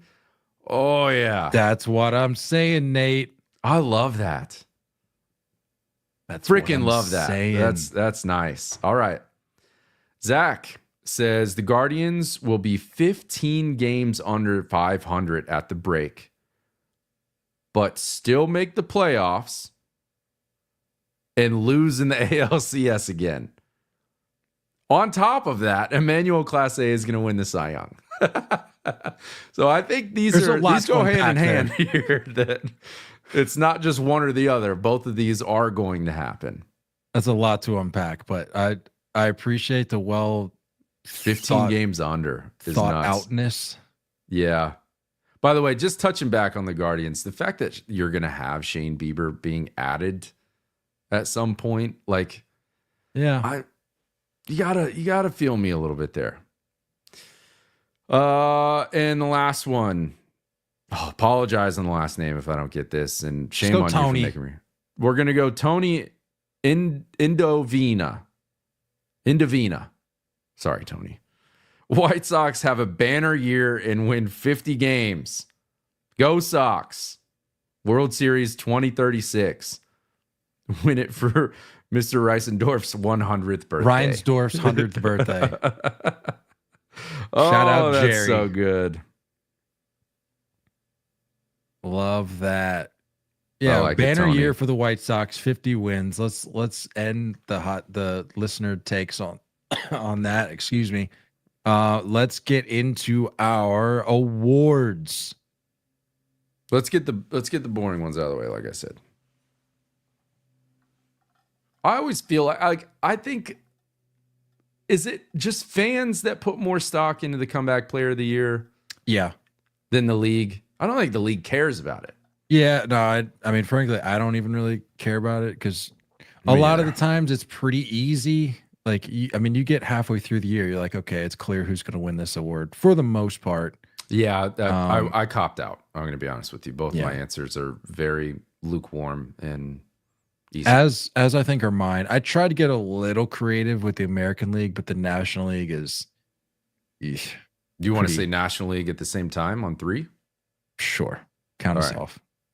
3, 2, 1. Ronald Acuna Jr. Yep. Perfect. Yep. And then out of the American League, I've got Felix Bautista. Ooh. How about that? Try to get a little splashy. Not the favorite, Respect, my guy. not the favorite in the clubhouse, but It's not, but I respect a different angle. Yeah, I'm going Mike Trout. of course you are. Yeah, nothing crazy there. Of All right, course you want to are. go? You want to go managers? Or you want to go Yeah. rookies? Let's go manager, and then we'll do like we'll do the 3 big awards. Let's go National League. I'm going the boss man himself, Tito Ooh, Terry Francona. big turnaround for the Reds. I am a believer in Terry Francona. I tell you Understood. that much. And then American League, I'm going for your American League pennant winning Red Sox, Alex Cora. There's your homer pick. I was waiting for He's it come to take the crown that's rightfully his. Of the homer picks you can have, I mean, come on. It's the manager of the year, the award that frankly, like nobody cares about. I'll let you have this one. Come on. Yeah. Give me Torey Lovello in the NL. I've said what I need to say about the Diamondbacks. No need to go into that further. Laura in the chat saying that's not that hot of a take, by the way. I think it was in reference to me. Like, relax. Sorry if I went lukewarm on the manager of the year awards. Cut me some slack, please. Yeah. Manager of the year is interesting, but then I'm gonna go Stephen Vogt in the AL. Man, I'm all about this guy. Back to back. Yeah, I'm all about this guy. I really am. Wow. Like, I love catchers turning into managers. The fact that there was like basically no gap between his playing career and his managing career. I'm running it back. There's no need to mess with success there. I like that. Yeah. Rookie of the year. All right. This is where I try to get a little spice here. Try to think outside the box here because I feel like I was a little outside the box as well, guy. Because when I say that there are like surefire favorites, I think there are surefire favorites, yeah. and I really wanted to avoid that. I did too. Well, for one of them. Well, some people may disagree with that, but one of I them. think these are thinking outside the box a little bit. I mean, I'll get as far my- as you can go. I'll get my boring one out of the way then, because you're outside the box. I want you to land the plane on that. I have Roki Sasaki in the NL. I don't love it. You got I the didn't position want right. to. You got the position right. You got the wrong team and the wrong player. I didn't want to, but yeah, I got Roki. The National League Rookie of the Year. I just wanted to go bold with this because I'm pretty sure when I was filling I'm this proud out, of you. I'm not proud of this. It's just when I went out of order. Or I'm sorry, what I was trying to say is the order that I went in was I got the easy ones out of the way. I went manager of the year, I went comeback play of the year, and then I went in the order that we're going with these. same. And I got through the manager of the year and the comeback play of the year, and I was like, not spicy enough. Let's try to expand a little bit. Let's get creative. And so I got to the National League Rookie of the Year, and I said, let's go Bubba Chandler. Whoa! All right. Let's go Bubba Chandler. All right. Let's run it back with another Just back to young back. gun out of Pittsburgh. Jolly. All right. And let's see for what you. old Bubba Chandler can do. That's fun. That's more fun. I have a weird, strange feeling you and I have the same guy in the AL. Probably not. Okay. But you You can wanna count us off if you want. All right, let's try. I think it is. I think it is. You ready? Is this your version of thinking outside the box? Yes. All right. Count us off. 3, 2, 1. Jackson Caglianone. Job. Oh, I went Jackson Job, but I like that pick. All right. I like that pick. All right, you hit me first. Convince me. I'll be quiet. There's no convincing to do. I didn't Just have a shot in the dark. A shot in the dark. I was like, let's see what we got here. Some of these guys, I mean, I have much more evidence to bring to the table, but from the little that I have seen of what he's capable of doing, I'm like, why? Get him around Tarek Skubal, get him around Jack Flaherty, guys that have done it in this league, and just see what comes of it. Yeah. Just see what comes of it. Fair enough. I think Caglianone is just a freak, man. We've seen what I don't know if you paid attention to what he's doing this spring, but this was like very much like a conversation. I think for the Royals, it was just like, we've got some time, let's let him just marinate a little bit longer. And he came out this spring and has gone nuts. I think he's 1.2ing the OPS through his spring right now. Like, he's going ham. They've got him at first. I know, like, Vinny's coming off the injury. Like, are you gonna battle between that? Are you gonna, like, also, Sal Perez, he plays first base on those half days where he's not catching. Like, I just don't know how it's gonna work. I don't know if he breaks camp with them, but I genuinely think this guy's a freak and he's going to do his thing. Yeah. Jack Caglianone. I love it. You want to go Cy Young? Let's go Cy Young. My least confident picks. I'm actually really excited about these picks. Are you? My least confident. I'll get the American League one out of the way. I'm going Garrett Crochet. Sure. I feel like I've really come a long way on this guy from, I don't want to say, I wasn't trashing the guy, but I was just genuine. And maybe it was interpreted as trashing. And maybe if I went back and listened to exactly what I said, maybe it was trashing. But to me, it was more of just a question of this guy's mentality when it came time for the extension conversation, where it's like, I'm not doing this or that until I have this. And it's like, okay, well, how long have you been in the league? But just seeing the way that he's already bought into the Red Sox culture and seeming like he really wants to make some noise here. I think I know he's got the stuff to win it. It's just a matter of, if he can stay healthy and go the distance in terms of innings, because we know that that's important when it comes to this. And for that reason, I got Garrett Crochet as my AL Cy Young. Well, we got to get some homer picks in here. So I'm going Max Fried. I'm going Garrett Cole. He's not even pitching this year. I'm going Max Fried. I think a lefty in Yankee Stadium is exactly the right fit. It's a little jarring, by the way, hearing Max Fried for an AL Cy Young. It still hasn't. It is different. Still hasn't sunk in. That's right. I'm like, we're in the wrong league, buddy. And I like that. Like, he, as little of facial hair that he had before, now he doesn't have to completely get rid of it. It's just like when you don't have a ton and you're just battling to have what you have.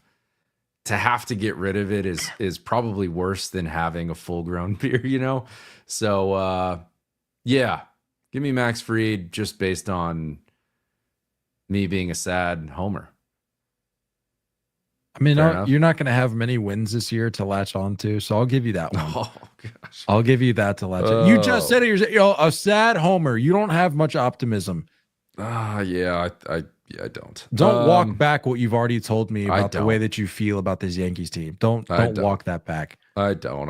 I can say it. You're not allowed to say it. That's how it works. Well, I'm going to say it. For my National League Cy Young, I already mentioned it. I'm buying the stock this year. Give me Hunter Green Yeah, I had as a the feeling when you mentioned NL that. Cy Young. Mm. And you mentioned you brought up a point that I feel like is very, or an element I should say that's very relevant here, very valid. Having Tito lead Old the school way manager, there. man. Like, let the guy go out and get his outs. Let the guy work through the ups and downs of Let him be a horse. major league season, Yeah. and let him develop into the number one that you've got him pegged as. Yeah. It's a great pick. It's a great pick. I feel like I'm kind of working my way back into good graces with Braves fans. Look, Spencer Strider is going to come back and he's going to do his thing immediately. I like the full beard. I like that it's gone from mustache to full beard, and That's a huge factor here. I think that plays. And they need him, man. And that's a crazy 1-2 punch. So how about back-to-back Cy Young years for Atlanta Braves fans? Which I can imagine probably hasn't happened since the 90s. Safe bet. Yeah. It's a safe bet. You're just saying across baseball? Yeah. Yeah. Which was oddly, I feel Also like it's probably the Braves. Yeah. Yeah. So, like, That's a good pick. Yeah, I don't know. I have no. It's more It's exciting. my least confident. It's a more exciting pick than my NL MVP pick. Same. Same. It's lazy. On 3. And no. We did our fantasy draft, and surprisingly enough, I got first pick in our fantasy league draft. Yeah. Again, it's randomized. Yeah. But I had people text me, they're like, "Oh, who are you going to pick? Not thrilled. Yeah. Who are you going to pick?" And I'm like, I get it's like a joke, like, but it's I don't know. And I don't want to sit here and say that I'm tired of this guy, but it's like I want to be able to pick somebody else, but I just can't. I just can't go. Like, you're taking the L if you pick anybody else. And I hate to say that, but it's Shohei Ohtani. Yeah. Yeah. Hit me with your AL. Our friends over at Chinook are really gonna like this one. Are we going same picks here for MVP winners? That's never happened. Has it never happened? It's never happened. Bobby Witt Jr. Let's go. Bobby Witt Jr., your American League MVP for the year 2025. That's crazy. I mean, to be fair, we really only had to settle on our American League pick for this to be the case. Yeah, understood. But then again, Shohei has been in the league for a little bit now and hasn't always been a shoe-in for us. And to your point, I don't think we've ever gone same on both. So I don't think we have. Yeah. I've got Bobby Witt in the AL. I don't know if I told you this. Was golfing with some buddies a few weeks ago, and one of my buddies is not like he's not a huge baseball guy, but he was asking. I was telling him about Chinook because he was chewing seeds, and I was like, "Dude, I didn't know you like seeds. Let me give you some." Chinook hooked me up with a bunch, so I was like, "Let me bring you some seeds." I was like, one of like a huge player in the game right now, who's going to be a household name. Like I was like, the way you know Aaron Judge by not being a baseball fan is the way you will soon know Bobby Witt Jr. So 100% easy, Chinook, easy guy. Chinook's in the chat dropping shade. We were working in a good direction here, okay? Dropping that shade. Yeah, but anyway, he's going to be a household name, and any non-baseball fan is going to know who this guy is. Just too much of a freak, man. Too many tools. Too dang good. And What are we doing after this, by the way, after awards? Are we rolling into our hot takes, our general hot takes? General storyline takes, yeah. All right. Well, then I'm gonna roll into it because I feel like it's kind of a cop out, but it's also a little bit of a hot take. Before you do that, let me just put out one last reminder. Speaking of Chinook, to get your hot takes into the chat, Get them in. because at the end of the episode, we're picking the best hot take to give a box of Chinook seeds to.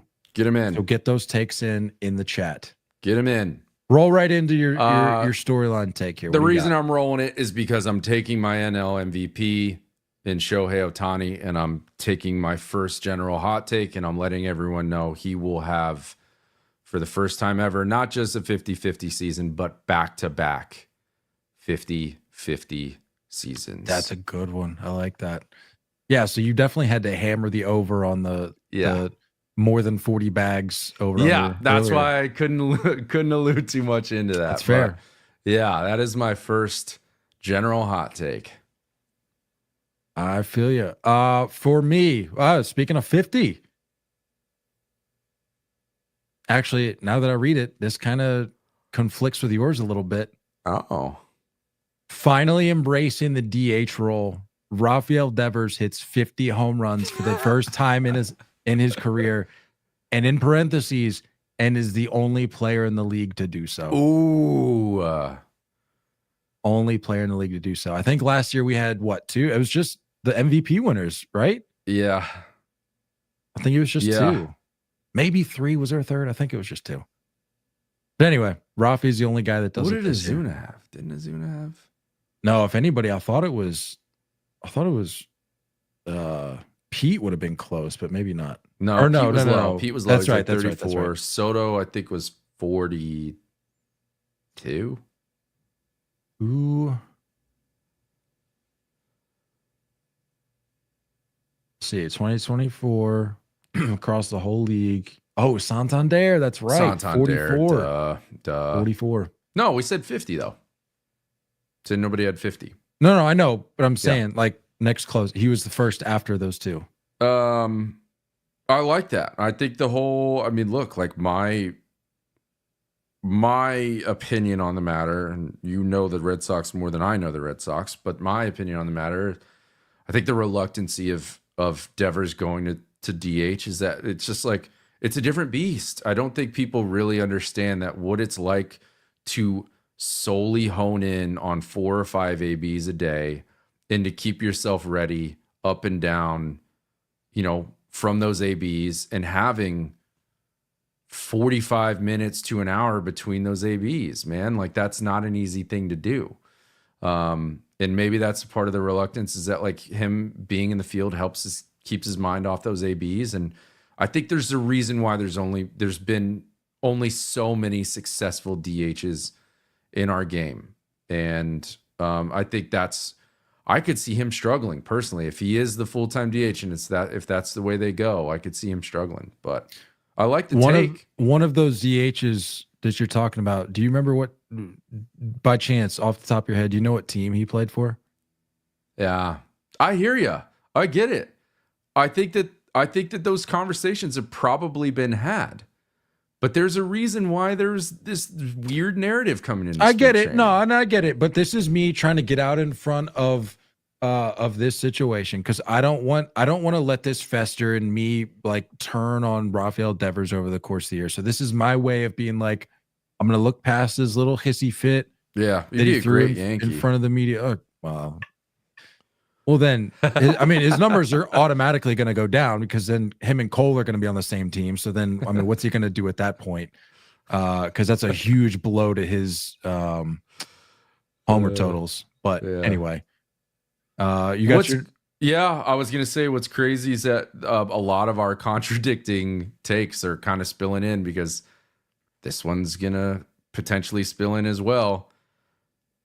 I've had this take in the past, so I'm recycling the take, but I'm changing the name. Vladimir Guerrero Jr. will have a career high in home runs this year. Career high is 48. So he's knocking on the door of that 50 number. That part ain't the hot part. it will be in a different uniform Ooh. other than the Blue Jays. Ooh, I like it. I like it. That's good. That's good. You and I have talked about it, man. Like, it's whether the Blue Jays can be in the position to actually go for it at the deadline. And I think you and I are both in the camp that they won't be. I think they're going to be out of it, and they're going to be kind of have their hands forced to, if they don't have an extension in place with him, it's time to move on and get something for him, because unless they're successful this year, I can't see him coming back. So I have him going somewhere else and having a career high with dingers. I like it a lot. My second take. You ready for this one? We will see 2 of the 3 following names DFA'd in 2025. You make your pick. Oh, Anthony Rendon, Chris Bryant, Javi Baez. wow. You take. I'm not going to say who I think it's going to be, because I haven't even really thought about it. But we'll just say 2 of those 3 names will be DFA'd in 2025. Similar, and if you think like, oh, it's crazy, Madison Bumgarner is the name I always reference. Like, teams are more than willing to cut ties if the baggage becomes too much, and if they're moving in a direction. The Tigers are a perfect example. Like, if you're moving in a direction, sort of like they were last year, but hopefully more so for their sake this year, and moving in that direction even stronger. And Javi Baez is doing just what Javi Baez does. Like, at what point? What point? Yeah. Man, I can, like that. That's a fantastic take. Thank you. Hold on tight to that. You're not going to struggle to remember those names either. No. Like, the second that first one comes out, it's like, there's one. Waiting for the other shoe to drop. Oh, man. I like this one, but I don't think it's as, no, it's pretty spicy. It's pretty spicy. Your Sacramento A's will have their highest run total in the last 25 years. Wow. Okay. I like, very specific. Playing in Sacramento, it's a smaller ballpark. I think they're going to bang a little bit. I like their lineup. By the way, that number, it's pretty high. It's 884. So that's, yeah. All right. I think that was back in like 2003 or something like that. 2001, one of those years. So let's make it interesting, shall we? A's are going to bang in Sacramento. I like it. Fair enough. Let's be honest. If they're putting up that kind of, they're probably not finishing 4th in division. Yeah, what are we saying here? What are we saying? Something's got to give. Something's off. Yeah. You may as well just, before the season starts, you just need to come over into my camp and just embrace what's about to happen in Sacramento this year. I'm fully on board. I'm waiting for Vegas. Yeah. By the way, I'll be in Vegas in a few weeks. I want to swing by and see what construction's looking like. I like that. Yeah. You look like you're in Vegas right now, if I'm being honest. I know. I feel like it. Yeah. Sort of along those lines. That's very interesting that you went with that. That was your 3rd pick? That's my last one. It's my hot one. I've got one here for you. The Orioles haven't led the league in home runs since 1996. They do it in 2025. Whoa. Wow. They do it in 2025. I think it's talking about that lineup that I was trying to get you to fully come around on. Yeah. I think we see the potential of more than just a handful of those names come to fruition. And then, a little minor factor here, but you talk about bringing the fence in out and left. I think that obviously plays into it a little bit as well. But I'm pretty sure they finished like 2nd in all of baseball last year. So it's not, from that point of view, it's not that far of a stretch, but to finally get over that hump, something they haven't done since 96. This is the year they lead the league in homers. Wow. This is the year. Solid. I don't hate it. I got Gunner on the fantasy squad, so I know he's got to be involved if they're going to do that. I got a bonus take here if you want me to just throw it in there. Let's do it. Just in case we had any overlap with our takes, I threw an extra one in there. All right. It's a negative one. Okay, I like those though. But I had to jot it down. we will see the last inning of Shohei Ohtani, the pitcher, Whoa. in 2025. Wow. The Dodgers just get to a point where they realize there's no point. We don't need to keep pushing this envelope. We don't need to keep doing it. Because I've had a lot of people with the take that they want him as like in the bullpen, like as a closer. And I'm like, yeah, I don't hate it. I don't hate that. Yeah. I mean, okay. If I was going to amend it, we'll just say like the starting pitcher. Like, yeah. But yeah, No, I get your take. I get your take, man. It's true. They're very deep.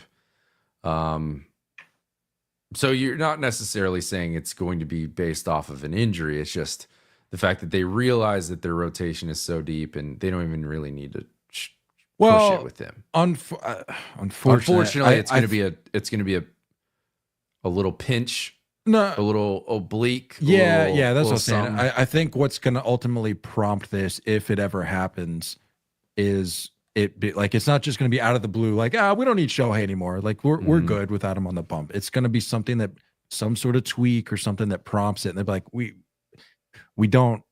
he's much more valuable to us on the field just as a hitter than trying to do both. Yeah. And not being out there. Fair.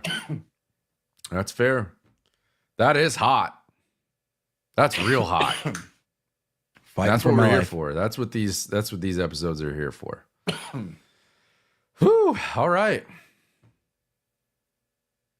Look at us finish. I mean, we're about done here around 2 hours. I'm not done yet. At least we're done with our parts. You got more? No, I got a little surprise here for you. Something I threw in. I wanted to spring on you. We hadn't done this before, but I was like, let's have a little fun with this. I hate it already. And again, excuse me, I'm fighting for my life over here. I'm trying to get us through this. Let's see how it goes. All right. One more swig. Can you remind the folks about getting their takes in for the end of the episode? Yeah, get them in, people. Get them in. Get your takes in. Get them in the chat. You will win a full box of Chinook seeds.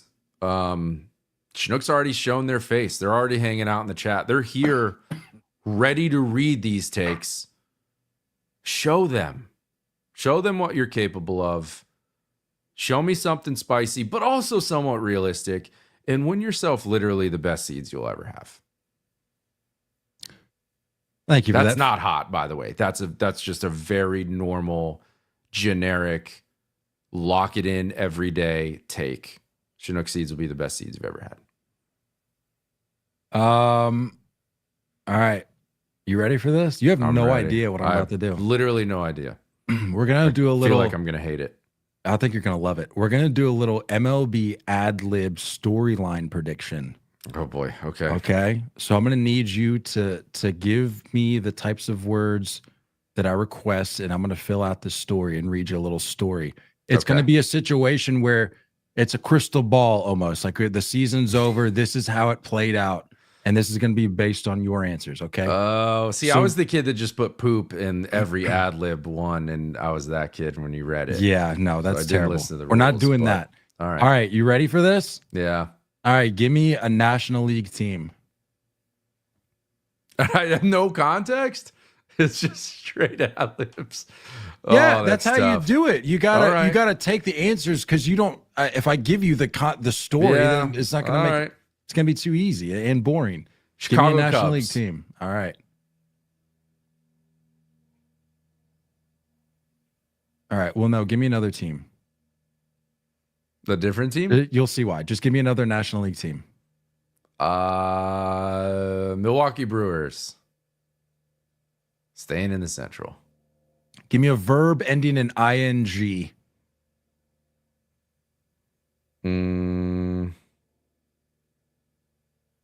Verb ending in ing. Hating. Give me a noun.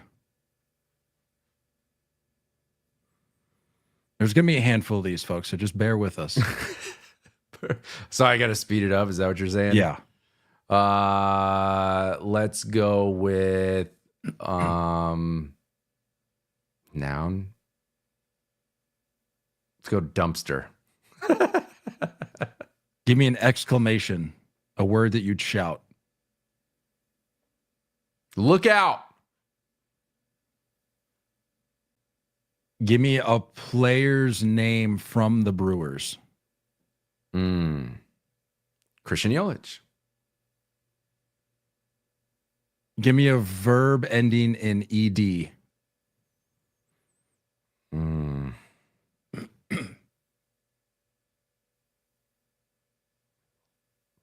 don't know. Loved.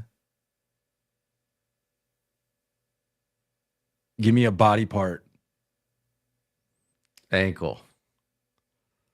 Another exclamation. Oh no. A deceased MLB player. Oh gosh, dude. What are we doing here? Just give me a player that has Willie Mays.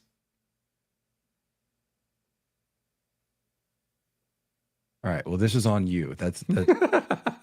If people don't like the way that this story goes, it's just remember it's on Nate. The first random hobby you can think of.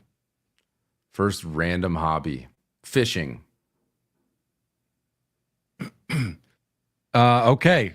The next, we've got two more of those. It's a 3-part story. Good. That's one of them. All right, moving on to the next one. Give me an AL position player. An AL position player.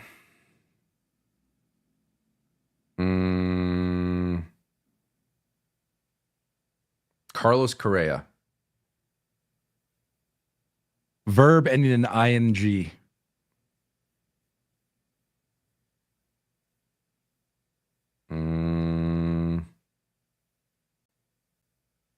Hanging. A color. Red.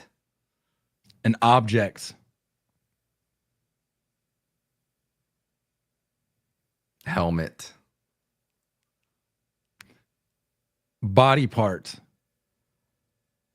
Knee.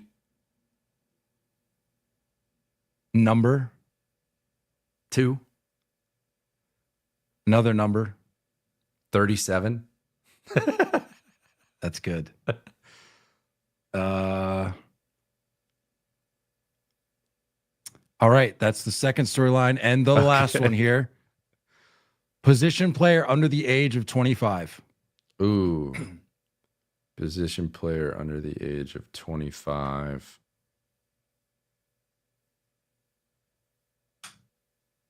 Hit me with... No, I already did it, Brewer. Hit me with...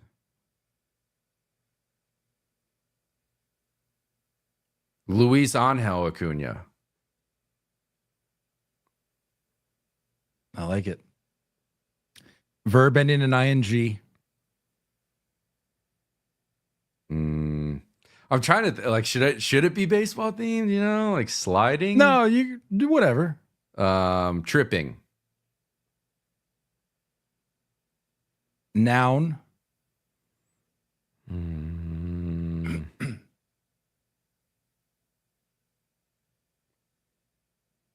Let's say This is fun. I like this.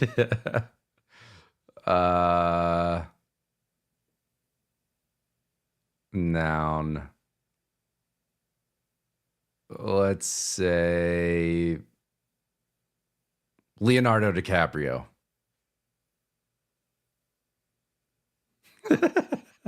I like that. Exclamation. Ouch. You like that I'm exclamating it? That's a nice touch. Yeah. An insulting adjective.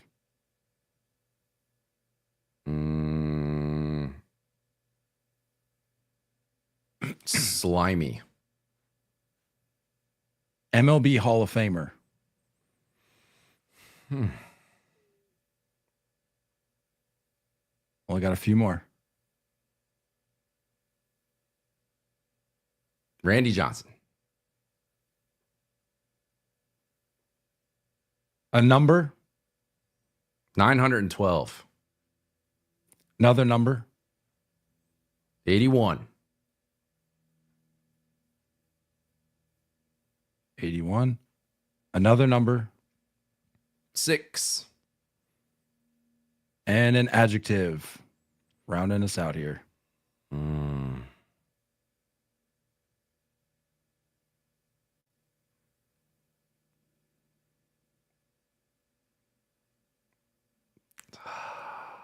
kind of want to.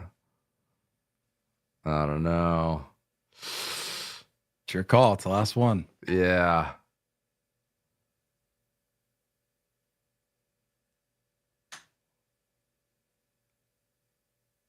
I don't know. We'll just say tall. How about that? All right. All right. Put your crystal ball hats on. We're looking into the future. Yeah. All right. Again, crystal ball here. It's November 2025. Right. The season's over. Here are some of the year's highlights. The 2025 MLB season was one of the most unforgettable seasons in baseball history, and for good reason.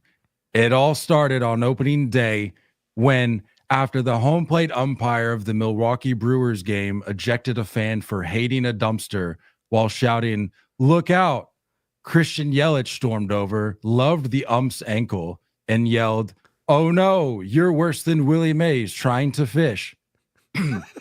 Fast forward to the midsummer break. During the nationally televised broadcast of the All-Star game, Carlos Correa was caught hanging a red helmet in the on-deck circle, claiming it kept his knee loose.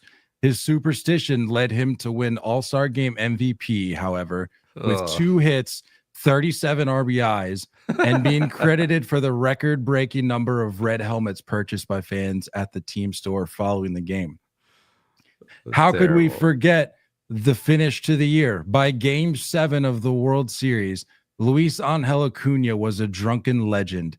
After a clutch World Series winning hit, he celebrated by tripping Leonardo DiCaprio on the field, slurring, "Ouch, I'm the slimy Randy Johnson of baseball."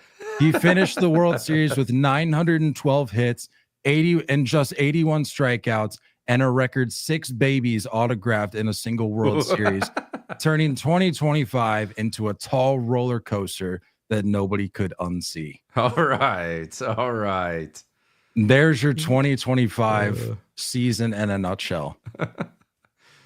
I think that sums it up. You know, it's You're basically welcome. right how we're feeling. ChatGPT, man. I know. Luis Angel Acuna tripping Leonardo DiCaprio after his game-winning World Leo was Series just hit. trying to get on the field, man. Just trying to give him some love, I think. Yeah, that's obviously what Leo would do. That's your season right there in a nutshell. It's going to be wild. I love It's going to it. be wild when one of these comes through. Just know you heard it here first. Yeah. When you see Leo taking a fall in the fall, know where you heard it from first. Yeah, it's right. time to give away our box of Chinook seeds, Nate. Let's go. I'll just read some of these off here for you. Okay. Let's see. Not a single, there you go on the screen. Not a single MLB pitcher will record 200 plus strikeouts in 2025. Whoa. Wow. Dodgers underperform, make the wild card. Heyo. Rodolfo. Stop. You and I, No, my man. stop. You can't just pick that because that That's right. perfectly aligns with your take. That's right. Unreal. Orioles win the American League. Okay. That's what yours was, yeah? No, you had the Rangers. I'm sorry. Correct. Let's see. What are some other takes we got? You're going to need some pitching, Laura. Chinook says all 8 of our flavors will finish 1 through 8 in the MLB standings. Sure. Let's see. What other hot takes we got on here? We need some more takes, folks. Need some more takes. Reading through the chat here.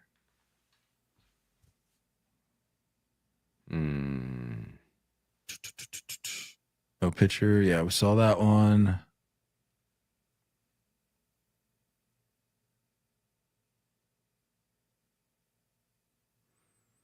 I don't know, man. I mean, I think Honestly, I feel like the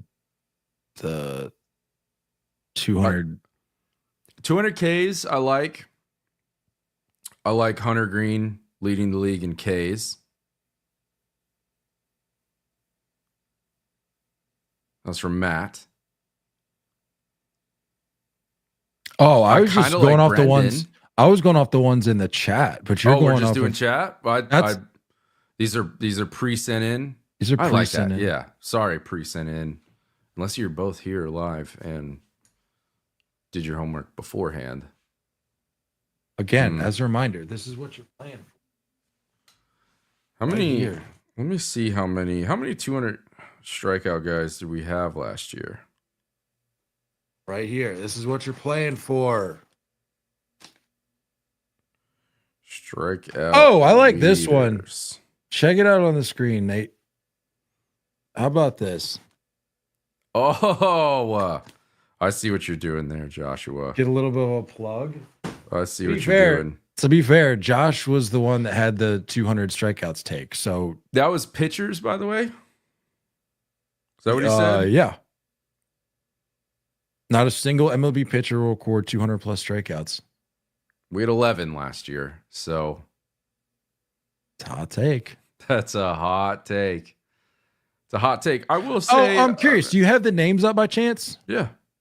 Read those off. Read the 11 names that had 200 strikeouts last year. Tarek Skubal Okay. led the league, 228. Just under was Chris Sale, Zach Wheeler, Dylan Cease, Cole Reagans, Logan Gilbert, Garrett Crochet, Yusei Kikuchi. Surprise there. Sonny Gray, Michael King, and Freddie Peralta. So no Dodgers on there. Nope. Interesting. Okay. I was just thinking, the only reason I asked is because I was curious which some of these teams are shifting their philosophies and maybe experimenting with the 6-man rotation. I was I get like, what I you're wonder if some of those names would fall off the list as a result. You see some of these names, you're like Zach Wheeler, Dylan Cease, Logan Gilbert. Like, it's hard to imagine them not putting that up, you know? But we did ask for hot takes.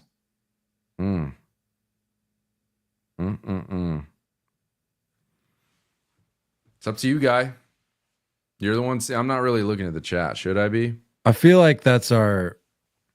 I'm just going to go ahead and say that. That's the one. Let's go that one. Anyone want to come in at the buzzer here? Typing too slow. Anybody want to drop their hot take for the 2025 season at the buzzer to win a box of Chinook seeds? Giving you seconds, mere seconds.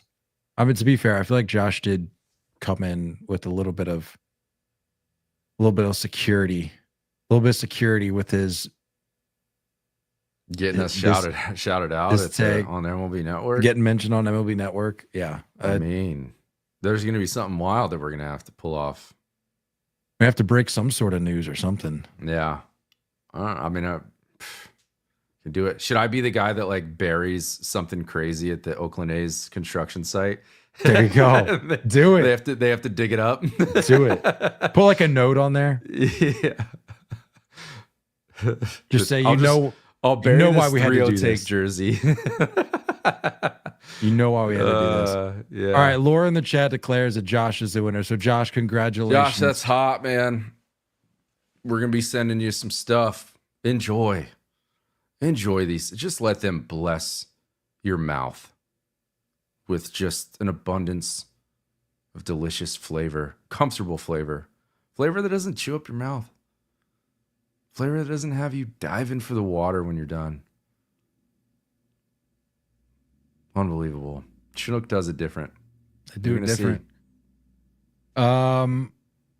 That does it for us, my friend. Another hot takes and predictions episode in the book. You got any closing thoughts for the people? I don't know. My head's gonna explode, man.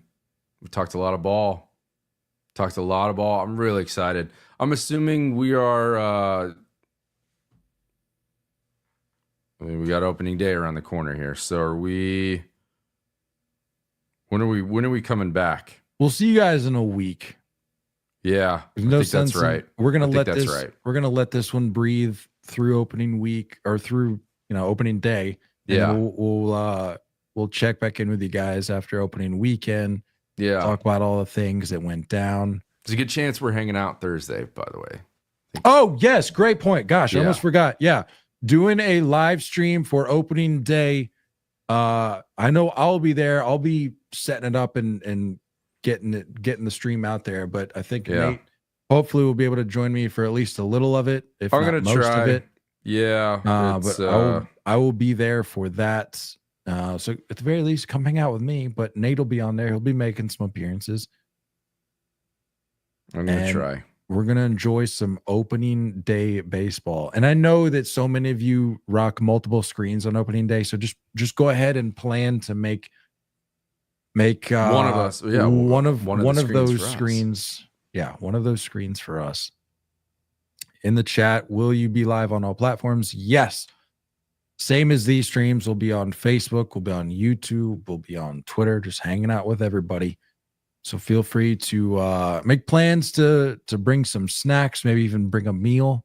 You can order in. That's we'll be right. there. We'll be there for a little while. Bring some bevs.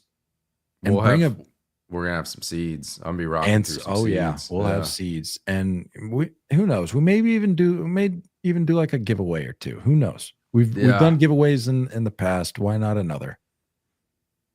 And just bring a passion for baseball, because that's what opening day is about. When it comes down to it, that's what it's about. So Nate Dogg's gonna have to get real creative with his work schedule Thursday to pull this off. But I believe in it. I believe in you. I believe that there's no one from work listening to this podcast at 2.5 hours in. I believe that you're going to be with us, and we're going to be watching ball together. I believe it. All right. Congrats, buddy. Congrats on another successful offseason. The grind. One grind is over. One new grind begins. I'm here for it, pal. We're ready for it. That's right. That's right. Please continue to hang out with us for this year, guys. It's going to be fun. We're going to be doing different stuff. There's going to be a lot of different collabs with other podcasts potentially. There's going to be some new streaming things that we're going to do throughout the year. We're still kind of working out the kinks with a lot of different things, but just want to say, if this is going to be your first season hanging out with us, welcome aboard. Really appreciate you. Be certain that it's almost always going to be twice a week that we're going to be coming in. We're going to be hitting you with, the live current events. We're going to be recapping series and players and performances. We're going to stay with you all year.